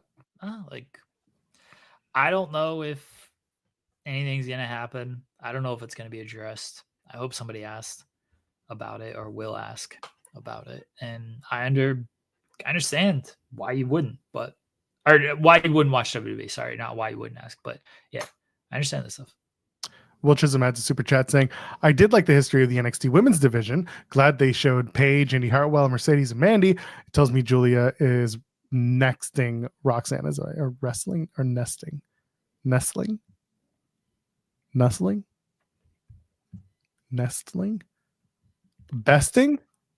Pretty sure it's supposed to be wrestling. But they are going to be wrestling. That's official. Yeah. Well, maybe it's. I feel like. Will Chisholm, what was this word? I feel like we do this every time, and I love you for it. It was nice that they acknowledged them in the video package, because so many times they don't do that. So I do like that happened. Love me some Will Chisholm. This is great. It does feel like Julia's gonna win the NXT Women's Championship, and if they do that at New Year's Evil as like the main title change, then okay, I get it. So here we are. Supposedly Sean posted another TNA departure. Yeah, that's literally what he posted. Another TNA departure. Details on Fightful Select. I have not gotten anything in my inbox. I have it here. I mean, it's our platform. Can we break it here? Or should we wait for people to read it? It's on Select. I don't know. Let's just read it. It's Steph Delander. Steph Delander is the other deal up soon. Numerous contracts are expiring at the end of 2024. Delander, of course, has been out since mid-May. She had an injury. There's interest in bringing her back when she's done. And yes, we don't know her timetable for return.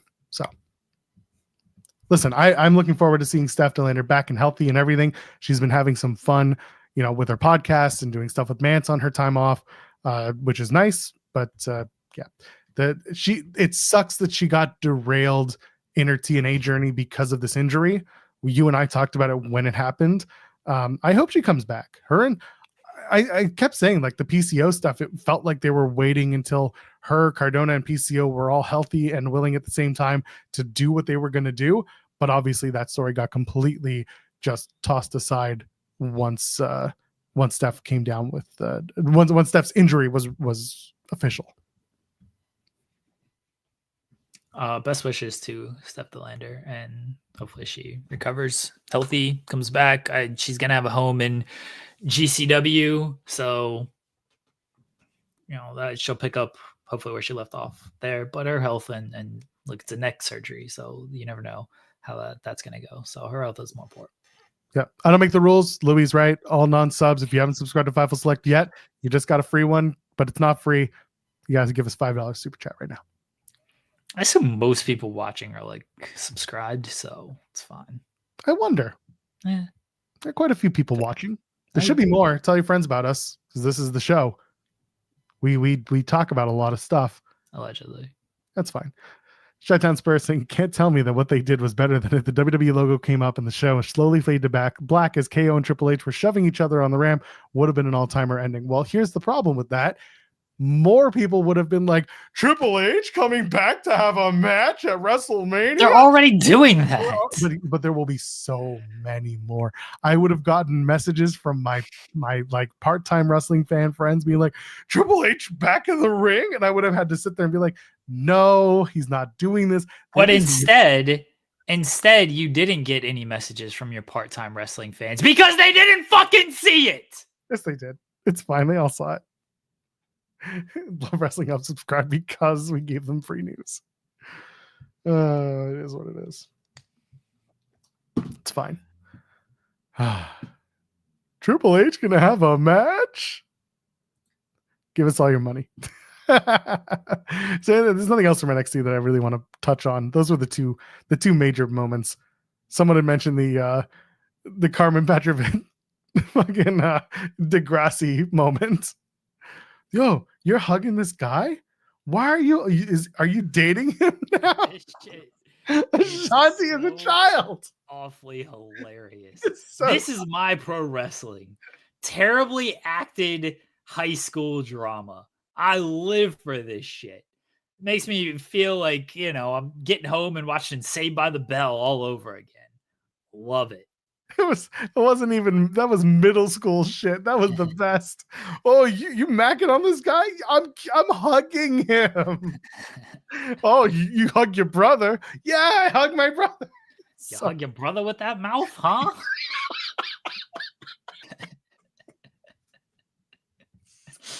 Why are they suddenly from New York? Who cares? They got like 15 different accents that they do. Rules. Absolutely rules.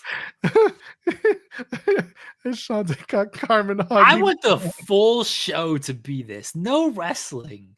Just do this type of dumb shit the entire time. Like it's a special, right? Like the after school specials. This is going to be the no wrestling special. It's gonna be in 2 hours of just high school drama. They got the characters. They got enough characters on this friggin' show that they can pull this off. No wrestling matches. They did fights. They did fights on the high school shows. Zach and Slater famously got into a fight. Yeah, that's right. They can do like some pushing, shoving brawls. They love the brawls. Are you kidding me? They fucking love those things. They can do the brawls, but no wrestling matches. None of that. I got you. I saw you hugging this guy, so I'm gonna go hug the other girl now. How about that, huh? They're doing dances. They go to like the high school dance. They got to do the whole Boy Meets World where, oh shit, I got to be in 2 places at once type of thing. Yeah, dude, they did the caffeine pills with Tony D and Ariana Rizzo when Tony D lost his confidence. He basically did that. I'm so excited. I'm so scared. And then they were doing Rocky. They were doing Rocky. They doing Rocky. They should have Thea Hale and Andre Chase. Hell yeah. Yeah, they should have more Thea Hale. I agree with Thea that. Hale doing the I'm so excited stuff. Oh, so far before her time because she's like 18 years older. Dia Hale's probably watch it. She's a student of the game. That's true. She would have understood if Ethan Page was like, "I lost my smile." Dia Hale would have been like, "I know this part." She's running around the ring in circles. I need this episode so bad. I don't want this wrestling. That's dumb. That's stupid. This is hilarious. Main roster cinema, but NXT is live action Disney Channel. Oh, and NXT the musical when I don't want to hear any of these people sing. Oh, I do. Oh, it's so bad. Rule. Oh, it's so bad. I mean, it probably would be great, but that's why it would be great. Who's gonna wind up in a wheelchair and then have to threaten to sue to get out of it? Pretty Deadly should bring their musical to NXT. That's what we do. Yes, they should rewrite it so that they are the champions of everything in NXT. Oh, the musical's about them. Phil Lindsay called it MTV Undressed. I called it high school, like way back. Yeah, I think we referenced that. Joel. Yeah, way back. So funny. Whew. All right. So stupid. A couple things from Raw, I guess we should probably touch on. War Raiders won the tag titles. Priest got involved, so we're going to do Finn and Priest again, I guess. War Raiders are probably going to drop those tag titles to New Day. It's Saturday night's main event on the 25th of January. It's where I'm thinking. Yeah, it's nice to see the War Raiders get their flowers, win that tag title. It was good stuff, right? It was fine. It's just, what are they going to do with these titles now? Like, it was a cool moment. They deserve it. But the titles have, like, just because you tell me these titles are unimportant and you joke about them not being defended doesn't mean that I'm all of a sudden interested in the titles. They've literally just been like, LOL, we haven't defended these titles. It's part of the story. Get it, guys? It's like, no. You've actually just made me not care about these things. So make me care about them. That's all. I'm trying to think who else they're going to face. They're probably going to have a match against Alpha, the American Made. Oh, they circled back around to Otis and Gable after they 6 months failed later to blow it at its peak. That ruled. Oh, they might do Authors of Pain. Have a big moment for them. Authors of Pain? Authors of Pain. TikTok guys. Yeah, but they're not going to win the titles. No. I'm saying, like, in terms of who War Raiders can face en route to New Day beating them. They'll either do a thing with, they'll probably do a thing with American Made, and they'll probably do a thing with Authors of Pain. And then afterwards, maybe, I don't know, I keep saying the LWO, maybe they come back. But Authors of Pain are bad guys, and they're good. Yeah, War Raiders are good. Yeah, War Raiders are good guys now. They baby faced them hard on Monday night. Sorry. This is what I was telling you they would do, but I'm glad they finally did it. I can't think of anyone else that they can really do. I hope they don't do a rematch with Finn and Big Head. I'm sure they will. Like, you got to, because Damian Priest got in there. It's absurd. You know? Yeah, I don't know. It's all killing time until the inevitable. New Day winning. Yeah, New Day winning. Okay. Yeah, it's fine. Yeah, they can move. You got the transfer window. I don't know if you heard about this thing, Joel, but it's now open, so anybody can move at any time. Is the transfer window like a fast food window where you order something and it shows up and you pay for it? God, I'm hungry. Could be. I don't know. Oh, good to know. New Day can lose to Mania. Well, no, they can't lose to the Hardys in Mania because the Hardys are under a TNA deal for a year. Gotta let the Hardys have their car crash match at Slammiversary. I feel like the Hardys can get out of that if they want. You're not kidding. Hey, speaking of getting out of things, we're almost at the end of Liv and Rhea. Allegedly. They're going to have a match. Hasn't been announced yet, but the prevailing theme or the prevailing assumption is the Netflix debut. We'll see when that gets announced. But Liv is a megaphone. A lot of people have a lot of feelings about that. I think it rules for all the wrong reasons. She's got this stupid, obnoxious megaphone, and I think it's perfect for her stupid character. What do you think of this megaphone? It works. It works for her. I saw her with it at the Saturday night's main event. Jimmy Hart's fuming right now. Fuming. They should have done a thing at Saturday night's main event where he gives it to her, hey baby, I think you look great with this megaphone, so I'll give this megaphone. And Liv is just like, thank you. You're welcome, baby. I'm gonna go do now. She should have just stolen it from him. That would have been much more hilarious. Much funnier because He's then sitting front row and he's got it, and she just yanks it from him. Hey man, who stole my megaphone? Go find Hulk. I don't need him. No, we don't. Oh my god. Anyway, so yeah, Liv's got a megaphone. Her and Rhea are gonna do a thing. Good for her. I hope Rhea Ripley wins the world title, and we just move on from this whole thing. Yeah. I don't know if Rhea's gonna win though. I think they should put him in a cage. Just have that be the cage match, title match, big thing. They got to do a cage match at Netflix. If it's gonna be at the debut, if they're gonna load up the shit as much as they think they are, I feel like this is the one match where you can put it in a cage, get away with it. This is I think they have to. I think they're contractually obligated to put one match in a cage, and it's this one. I don't have to. Contractual obligations. They're gonna tribal combat match. They're gonna have Punk and Rollins now. We'll talk about that in a second. They're gonna have this Liv and Rhea match. They're gonna have, I don't know, the Rock's gonna show up and he's gonna be like, put me in a shark cage, and he's gonna cut a promo hanging off the ring. You know, the Usos are gonna show up. What if Liv and Rhea have a match with Dominic eating chicken tenders in a shark cage? Maybe. I don't know if he needs to be in a shark cage. I feel like we've been here before. Well, that's why I said I don't know if he needs to be. Rhea needs a representative. I guess Priest can be her representative. And it's like it's a turn-based game, right? So the first one to eat 5 chicken tenders, now that person gets a move. Or the first one to eat 3 chicken tenders, that person gets a move. And then you slowly wear down their damage until you can pin them. It's never before seen. I'm coming up with, creative, but I'm coming up with original ideas. Yeah, you're coming up with ideas is what you're doing. Good or original. Bad, that's subjective. But original ideas. Yes, they are. It's a turn-based game where like your representative has to eat enough chicken tenders so you can start to hit your moves and wear down your opponent. I don't need to see another just regular ass singles match between these two. I feel like I've seen that a million times, even though it's only been like twice. They've been feuding for 18 years, I'm pretty sure. Give me something different. Give me a chicken tendies representative match. It's a tendy. It's an RPG, but it's tendies. Yeah. That sounds awful. This took forever. Match will never end. If they eat the chicken tenders quick enough. Feel like it's not happening that way. Just not what we're gonna do.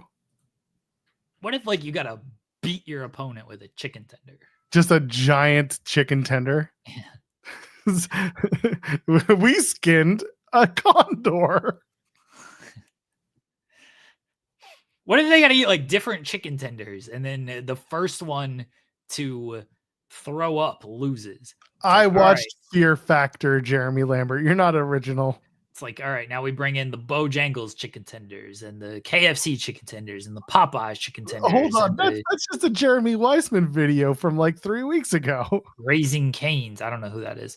And the Raising Cane's chicken tenders. YouTuber. Okay, I don't know who that is. Is it Jeremy or who is it? Weissman. Cook. Josh Weissman. Sorry, Josh Weissman. Still know who this is. This gives me no actual context or gives me any more insight. He did a whole like we're finding the best chicken tenders in America, and they go to literally everywhere you mentioned. Okay, good. They should do that. Hey, and this is how you book a match. Josh Weissman is the referee. Or Hot Ones. They should do it like on the Hot Ones. They should do Hot Ones. That's perfect. And then he can sponsor with Dude Wipes. What if their match is just a Hot One segment? Sean Evans would be great. He can. You want the sponsorships? We're getting Hot Ones. They get millions of views. Really, millions of views? I guess they. When was the last time Hot Ones did millions of views? Are you kidding me? I mean, yeah, but like, I'm just curious. I'm looking. I got it. Yeah, you're looking. Yeah. Uh, So first we feast. yeah. I guess that's where we're going. Yeah, that's where hot. Matt Stoney, 100. Matt Stoney takes on the 100 Dumpling Pepper X Challenge. No. I'm talking specifically hot ones. Okay, you know Ben Stiller, 13 days ago. Yeah, you're right. 2.1 million. Hot Ones always does over 1 million. Demi Literally Moore. every episode of Hot Ones is over 1 million. No, not every one of them. Yeah, I know. You listen. Oh, there we go. Jaylen Brown got 801,000. Okay. Is that it? Is that the only one? Everybody else is over. That and the reveals for each season do terrible numbers. Right, that doesn't count. But the Donald Duck one did 21 million. That's absurd. You're telling me that Hot Ones has the sauce. They got the meats. This is actually somebody would kill to be on Hot Ones. They should put it. They'd put it on Hot Ones over TV because the TV audience doesn't deserve it. I mean, that's true. Just the Hot Ones audience. They've had wrestlers on Hot Ones. They did the what was the Hot Ones? Bianca and Jade. Yeah, Bianca and Jade did the Hot Ones versus. That was very fun. The verses don't do as well as the regular. Some of them do pretty well, but they don't do as well as the regular. That's not entirely true. The Corey Taylor versus Sean from Slipknot, 2.6 million. Okay. T-Pain alone is doing 2.2 million. Look at the verses compared to the regular. I get it. Rob Lowe versus John Owen Lowe. Come on, what are we doing here? What do you think? What do you think the Hot Outer Banks? The most watched Hot Ones is the what's his face? Idiot Sandwich. Oh, but that's come on. Conan? No. Come on. The British. Come on. The British cook. Come on. Master Chef. What's his stupid name? It's gonna kill me. Gordon Ramsay. Jordan Ramsay. What the fuck is this Outer Banks? It's some terrible television show. This did 2.7 million views. This is just a show on Hot Ones? No, they're like reality people or some shit. I don't know. I never heard of them, but they're draws, brother. These people are big personalities. Peter Griffin did 6.4. True draw of our time. Dude, big draw. Billie Eilish at 52. This is what's hilarious. The Billie Eilish episode did 52 million. The Gordon Ramsay one did almost 130 million views. They did 129. The Shaq one is 43 because that's the meme everyone remembers. Takes a lick and he goes, ooh. Yeah, I know. Yeah. But not everyone knows. Key and Peele did 33. Hot One's fucking draw. Okay, brother. Here we go. Stone Cold, happy birthday, by the way. 60th birthday for Stone Cold Steve Austin. He did 27 million views. This. That's the most watched wrestler appearance. Rhea and Liv would do some numbers on this. Yeah, allegedly. Rhea's a draw. Online. There was The Undertaker. I love that they used the worst thumbnail for this. It rules. It's The Undertaker doing this, but he's in gimmick. Look, Seth versus Becky did 1.7 million. Yeah. Hot Ones is a very special show. Yeah, you're telling me they don't do 1 million. Well, I thought maybe that they had kind of petered. Well, they have petered off, but they're still popular. Sean Evans bought him back recently. He bought the show back from BuzzFeed. No. Okay. That's what sparred the whole conversation. Anyway, Rhea and Liv should be on Hot Ones. Jericho and Sasha Banks. This was tied. 6.1 million. Jericho and Sasha. Jericho did one, Sasha did another, year apart. They're both at the same amount of views. But what did Mercedes do? I don't know because this one's still listed as Sasha Banks. Boss is up while eating hot wings. What is this, pre or post? No, that was during when she was in WWE. Oh, this was there was a whole thing about that, who got you the Hot Ones gig. Yeah, that was part of her reason why she left, because that. Anyway, you probably won't see CM Punk and Seth Rollins on Hot Ones versus, although that would be fantastic if they did. They would draw, brother. I know, but instead they're going to have to draw on Netflix because that's where they're going to have a match. What do you think of that opening segment from Punk? How does it feel to be alive in the city of Boston, in the state of Massachusetts, in the great country of the United States with CM Punk, the greatest wrestler in the world, in the great WWE in 2024 on a Monday night in Boston? He didn't reference Brad Marchand, so he's kind of a coward, honestly. True. Probably because Brad was there, was going to beat the shit out of him. Was Brad Marchand there? No, you would have found it in an article already, but I'm just saying. I don't know. Maybe Brad was there. Oh. That was a good promo, And then they brawled. WWE loves doing their brawls, as we've mentioned. I have a theory.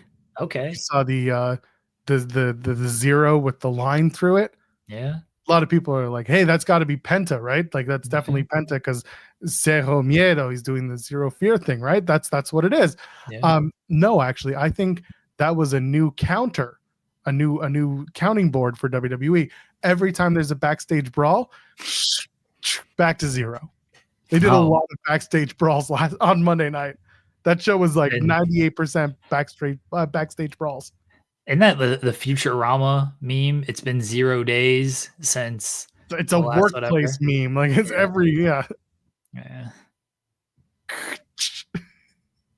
It's actually Sheamus coming back. That would rule if it's Sheamus. He's great. Yeah. Oh man.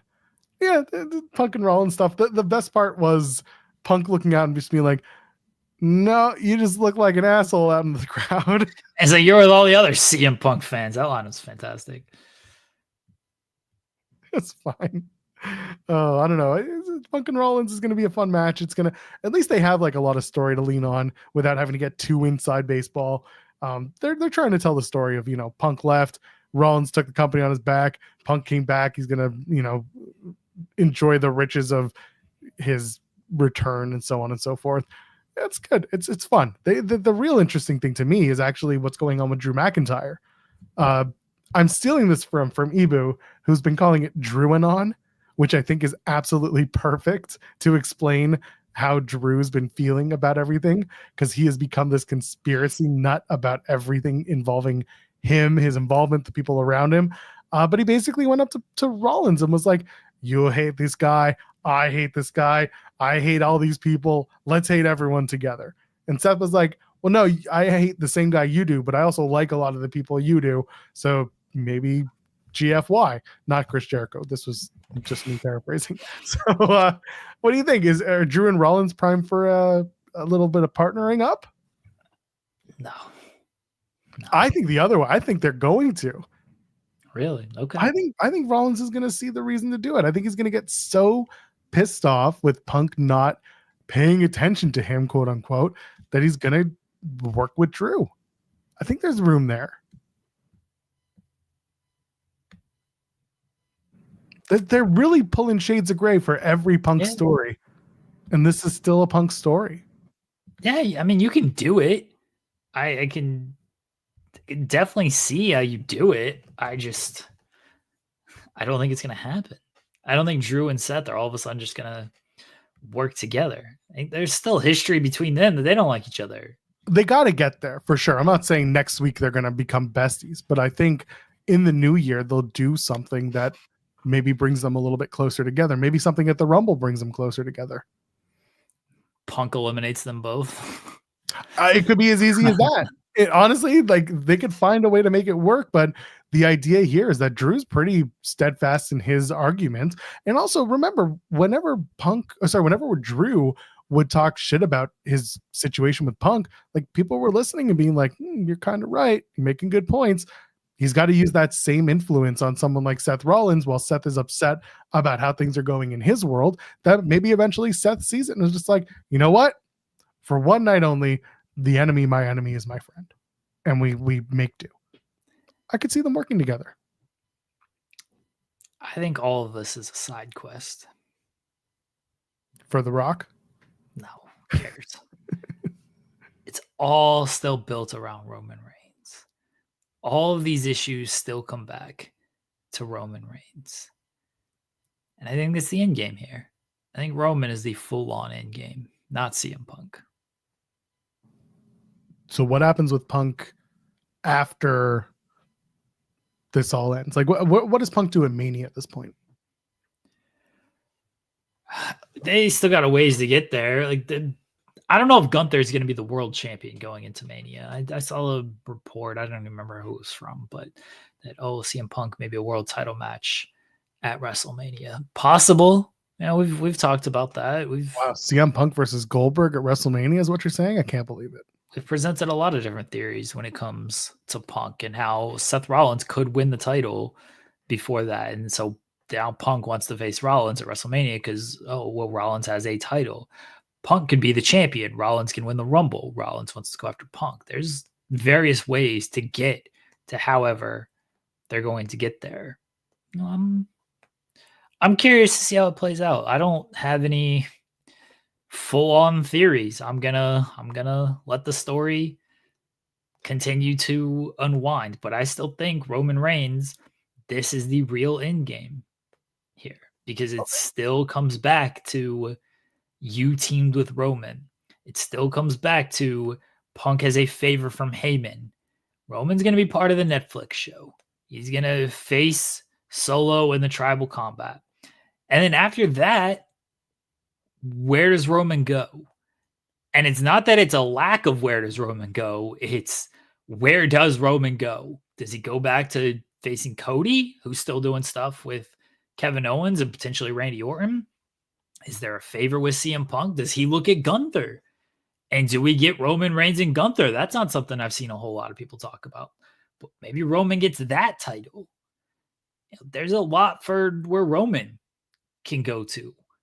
But at the end of the day, he's the central figure still.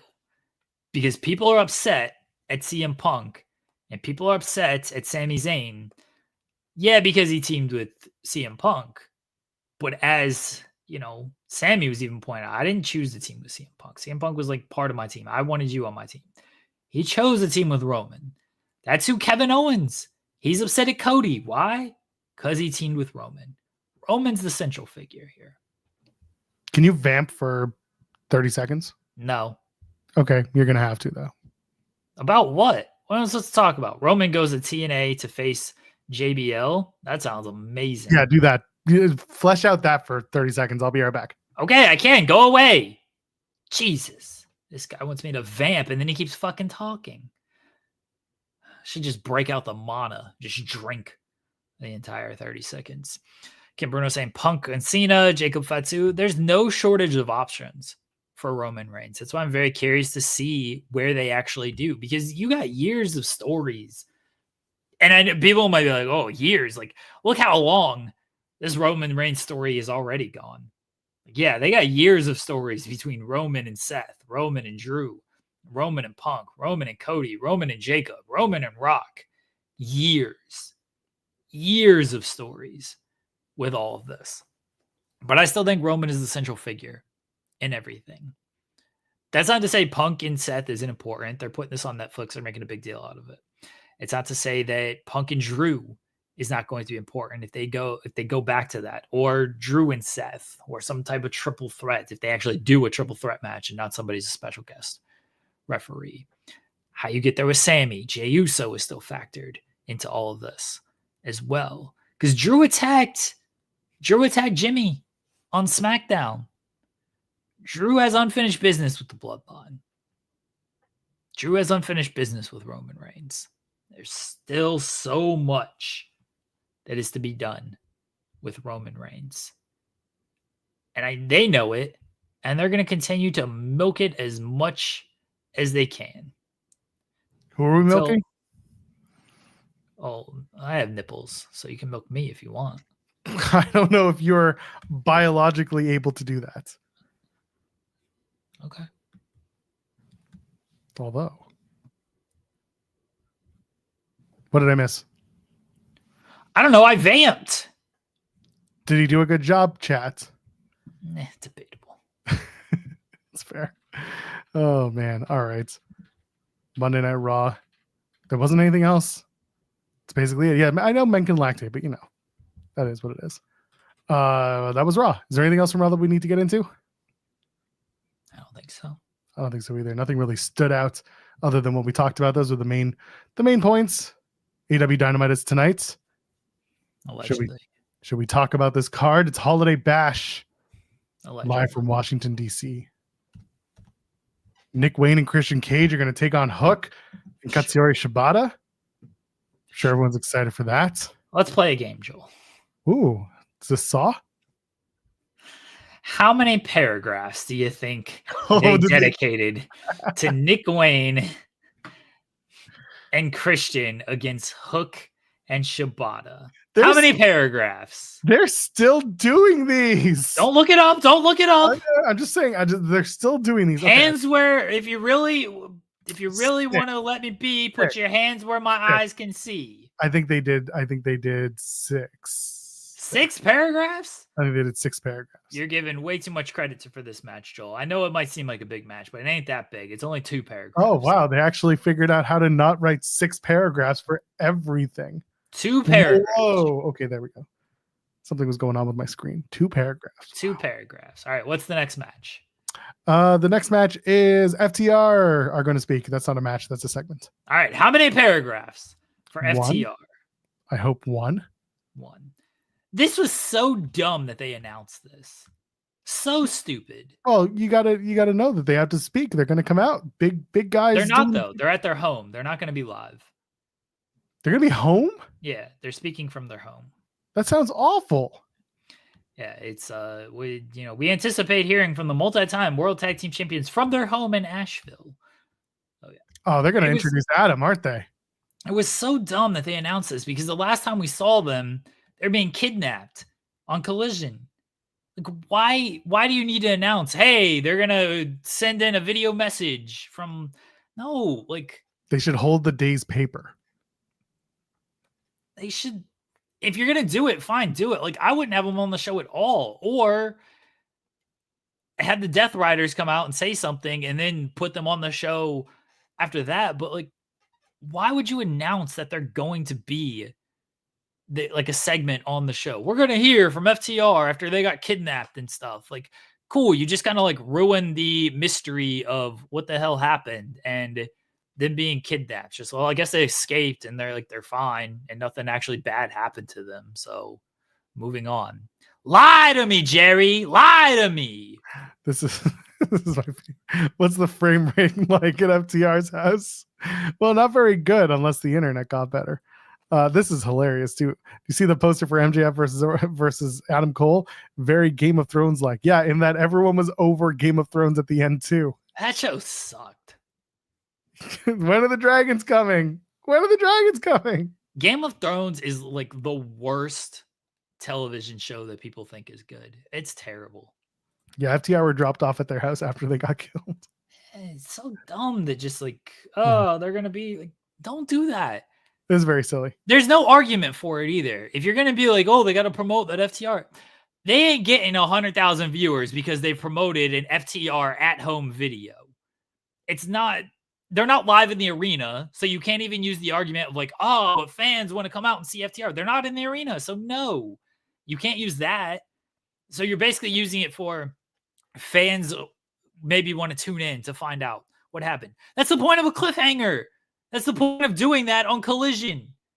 Is it's like, oh, well, now I'm going to tune in to Dynamite to see what happens. If you announce that, oh, they're just going to send a video badge from home, well, now the cliffhanger is kind of just, you've ruined the mystery of it. There's no good argument for it. Just don't do it. Maybe they want to reward the online fans who are, wanted to see the graphic. Maybe they want to, FTR is going to get on the screen and they're going to thank the Young Bucks for giving them the best dang match of their life. It's dumb. Yeah, well, I think maybe they'll just introduce our friend Adam Copeland and he's going to help us. John Moxley seizes FTR's home tonight on Dynamite. The problem is you can't even tease it because Moxley has a match tonight. Death Riders are in trios action. Moxley, Wheeler, and Pac are going to take on Orange Cassidy, Hangman Adam Page, and Jay White. How many paragraphs? 5. 3. Wow, someone's taking a week off is what's going on. What's next? MJF is going to speak. How many paragraphs? 1, and Adam Cole's going to show up anyway. 1. What's next? Oh, I thought there was more than one paragraph. No, just one paragraph. Continental Classic Gold League match. Will Ospreay takes on Darby Allin. How many paragraphs? 3. 6. Why? 6 paragraphs. Because they got to talk about the history of both men, how they intertwine with the Death Riders, and how these two met before in like a 2012 Rev Pro match. Bro, they recap. Take Will Ospreay. First, he enters into his 3rd Gold League match with victories over Claudio Castagnoli and now injured Juice Robinson. He began the Continental Classic having suffered a string of painful losses since All Out. He beat the Bastard Pac that night in Chicago, but his pairing with Kyle Fletcher did not result in a World Tag Team title success against the Young Bucks at Dynamite Grand Slam. What? He suffered a string of painful losses, but he also won a match. Anyway. His highly anticipated singles clash with Ricochet over AEW International title ended with Takeshita assaulting both men, but he didn't like lose that match or anything. Their subsequent triple threat match at Wrestle Dream resulted in the Alpha. They're just recapping the history of both men. Insane. 6 paragraphs. Insane. What's the next match? Shelton Benjamin versus the Beast Mortos. How many paragraphs? 4? 3. Huh. Okay. You're not good at this game, Joel. This game sucks. Isn't there? There's another Continental Classic match, isn't there? No. No? Okay. Yeah. TBS Championship. Mercedes Moné takes on Anna Jay. How many paragraphs? 2. 5. No. Come on. Okay, Why? now Why I'm going to would actually you open it up because we went through everything. Why wouldn't you think it'd be 5 paragraphs? Sir. Oh, they talk about Camille, but I thought she's never coming back to AEW, Jeremy. They mention her. I mean, they have to because they recap the entire history of the promotion. So they have to mention Camille. That doesn't mean she's coming back. They're talking about Mariah May. They're talking about Battle of the Belts. They're talking about Jericho Appreciation Society. They're talking about Timeless Tony Storm and the 2024 Owen Hart Foundation tournament. Oh my goodness gracious. 5 This paragraphs. is awful. Oh, you know what? Okay, so I saw this. So they pumped up. They're going to do Rampage, and it's Brody Lee versus Commander is a match that's happening. Brody King. He's going to win, right? Joel, you said Brody Lee. It's Brody King. I thought I said Brody King. Maybe Don't make me rewind the tape. Maybe I slurred my words. Don't make me rewind the tape. Fine, Brody King is what I said. But anyway, here we are. You said Brody Lee. I don't think I said Brody Lee. Oh, a rare beast said let's go to the tape, everybody. Go ahead. Let's go to the tape. I feel like at one point this just becomes disrespectful. Everyone admit, I don't even know who to go to the tape. Our chat, who are upstanding citizens. Brody Lee. All right. Well, I'll rewind. I'll go to the tape. Brody King with a capital K is going to take on Commander, who also has capital K in his name. Go for Brody King getting the big win. Unless Commander gets his first win of the Continental Classic. What? Said Brody King either gets his first, or Brody King either wins the match, or Commander gets his first win in the Continental Classic.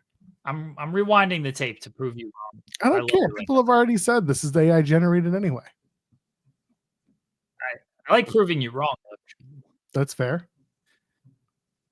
So wait, so Rampage is going to be on at its normal time during Final Battle. Good stuff. Yeah, sure. It's pretty par for the course, I guess. All right, everybody. We're going to go to Time Cop here. No, I haven't missed any super chats. I'm getting them to the end of the show. Yeah, don't worry, everybody. We always get them. Don't worry. They're starred and put off to the side. All right, we're going to Time Cop. Everyone can see the tab, right? Oh my God, who are those guys? Yeah. We're gonna get the audio here, right? Chat, start messaging, start putting stuff in the chat because everyone can. Yeah, I guess you technically could. Everyone can hear the audio. Why don't you get that 2 months of ad-free YouTube Premium? Because I don't want it. No thanks. Everyone can hear the audio. I'm about to play it. Storm and the 2024 Owen Hart Foundation tournament. Oh my goodness gracious. 5 This pairs. is awful. Oh, you know what? Okay, so I saw this. So they pumped up. They're going to do Rampage, and Yeah. it's Brody Lee versus Commander is a match that's happening. Brody. All right, there you go. Yeah, white YouTube is cursed. I don't know why you're using white. Hashtag Jeremy is right. Joel is wrong. Nah. Nah. No. I was right. King Ellie Show sent a super chat saying, do you think The Rock will make himself the WWE champion since Cody is out of action? And if he did it on Netflix, it would be funny. You think The Rock's going to make himself champion? I think it's more likely Kevin Owens is just going to parade around as the champion while Cody convalesces at home. And he's going to, the funny thing is, like, KO putting up the Winged Eagle title and being like, I'm the champion. Basically, he's got to paint a big X on that championship. Call himself the real world's champion and just call himself the true world champion. Perfect. Put a big T on that championship belt. Call himself the true world champion and just defend it on SmackDown for the time being. I don't think The Rock's going to do anything like that. Maybe The Rock will have The Rock's got the people's title. That's the real title. That's the real title. That is the champion. That's what The Rock should do. The Rock should just come out with the people's title and be like, hey, this is now the real world title. That Winged Eagle title, get that out of here. Get that title Gunther's holding, get that out of here. All these titles, none of them matters. This title right here, the people's title, is the real world's title. That's the one. He did it for the people. He did it for The Rock. But mostly he did it for himself. Hilarious. Yeah, I don't see The Rock doing anything like that, but I see KO parading around with that title and saying, I'll put the title up for other people. 10 Risen sends a super chat. You can also send one as we start to wind down, saying, sorry to derail the fun. I'm derailing your fun now. New Japan shows look great, from Wrestle Kingdom, Wrestle Dynasty to Battle in the Valley in San Jose. Best in the television in San Jose. Best in television. That'd be great. It's just an award show. It's the Tokyo Sports Show. They just present the best ofs. I mean, there's best in the world. That's the whole Ring of Honor show, but whatever. Long Beach show was not going to use that one anytime soon. Yeah, it's true. AEW needs to go to Mexico. Fenway, sure. AEW Mexico already happened this past Friday when CMLL and AEW put on a co-branded show together. And yeah, the New Japan stuff looks fine. I'm looking forward to Wrestle Kingdom and Wrestle Dynasty. Listen, I'm probably not going to wake up early to watch it or stay up late. Cowardly. You guys can do that. I'm not. Cowardly. I got stuff to do. Not a true fan, Joel Pearl. No, I'm a fake fan. That's fine. Listen, by the time our show goes on the air that Monday morning, Wrestle Dynasty will have played out. We'll be talking about the main event or what did or didn't happen. I'm going to be dead. Oh, you're going to be done. It's going to be great. We should probably arrange to have like guests / people popping in for that show just to keep you going. No, I'll be good. I'll take a nap after. But then like the Netflix premieres that night. No, that's not true. January 5th. So it's right like January 5th morning. So no, That's like a Sunday. I'll be able to like sleep on Sunday and I'll be okay. Well, no, isn't it? It's the 5th over the 6th. No, that's not how time works, Joel. Japan's ahead of us. Yeah, but it's January 5th in the morning. Like it's like 2 a.m. January 5th. Not 2 a.m. January 6th, as in 7 p.m. January 5th. Yeah, that doesn't make any sense. If it's 7 p.m. on the 5th, and we are in Japan, yeah, Japan's ahead of us. So what does that make it in America? Yeah, okay, you got it. Listen, I'm tired. Hashtag Joel is fucking wrong. Why are you being so mean to me? I don't like you being this mean to me. I need you to know how time works, Joel. I know Tony how time Khan works. Tries to tell you every Friday how it works. Do you not listen to Tony Khan? Me bringing you in on this bit was the worst possible thing I could have done. Can't believe I had to bring you in on the time cop bit. Very upset with myself. I knew about the time cop bit. I just didn't want to acknowledge it. You're the one who bullshit. Lore. Bullshit. You didn't know. I knew about it. I've been to Dynamite and Rampage tapings. Bullshit. Hashtag Joel is wrong. The worst. All right. Anything else we got to cover before we get on out of here? I don't know. Who do you want to be wrong about, Joel? Shut up. Whether or not I come back to this show on Friday. Be right about. Apparently, Kemi's going to be on the show on Friday to talk about an alleged promotion that definitely 100% exists. I mean, I wasn't planning on bringing her on, but sure, you do what you want to do. You're the one who mentioned it. She was like, I'm going to bring myself on for this show. And I was like, why? We got to talk about it. It's a very important show. And for whom? It's the final battle, Joel. Of all the battles, this is the final. For over 18 years, this final battle has been raged. Let's take a look. Final AEW Final Battle. Where are AEW? It's not an AEW show. Well, it's like WWE New Year's Evil. It's the same thing. What? You know about this? That's an NXT show. Okay, so by the way, for UBS, for TNA, they have 4,300 tickets available. Okay. So they've scaled it to 4,300. They're not using the full arena. I just wanted to put that out there because I'm looking at WrestleTix. At last count, Ring of Honor, Final Battle. I feel like they did okay. They've distributed, this was as of 3 days ago, 1,191 tickets. That's fine. What's the setup for? There's 205 left. So you do the math. I'm about to say, the Hammerstein's not like this big venue. I'm trying to balance my water bottles on top of each other. They're basically set up for like 1,300, which is good. Good for you, man. Dynamite on that Sunday has 4 tickets left as of a few days ago. Yeah, so like they're gonna probably do well.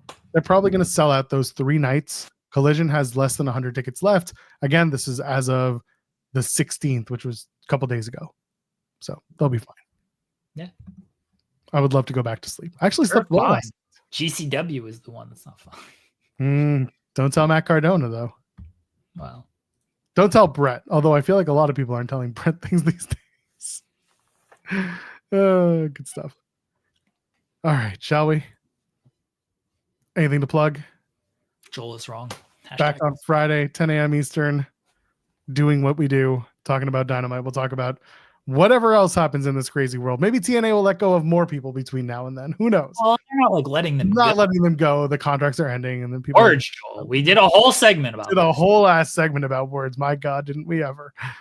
Tell your friends. We'll be back on Friday, 10 a.m. Eastern. Fightful Overbooked. Leave a thumbs up on the way out. Ladies and gentlemen, friends beyond the binary. I am at Joel Pearl, JoelParl. I'm on Blue Sky at thejoelpearl.com. Use the hashtag Joel is wrong.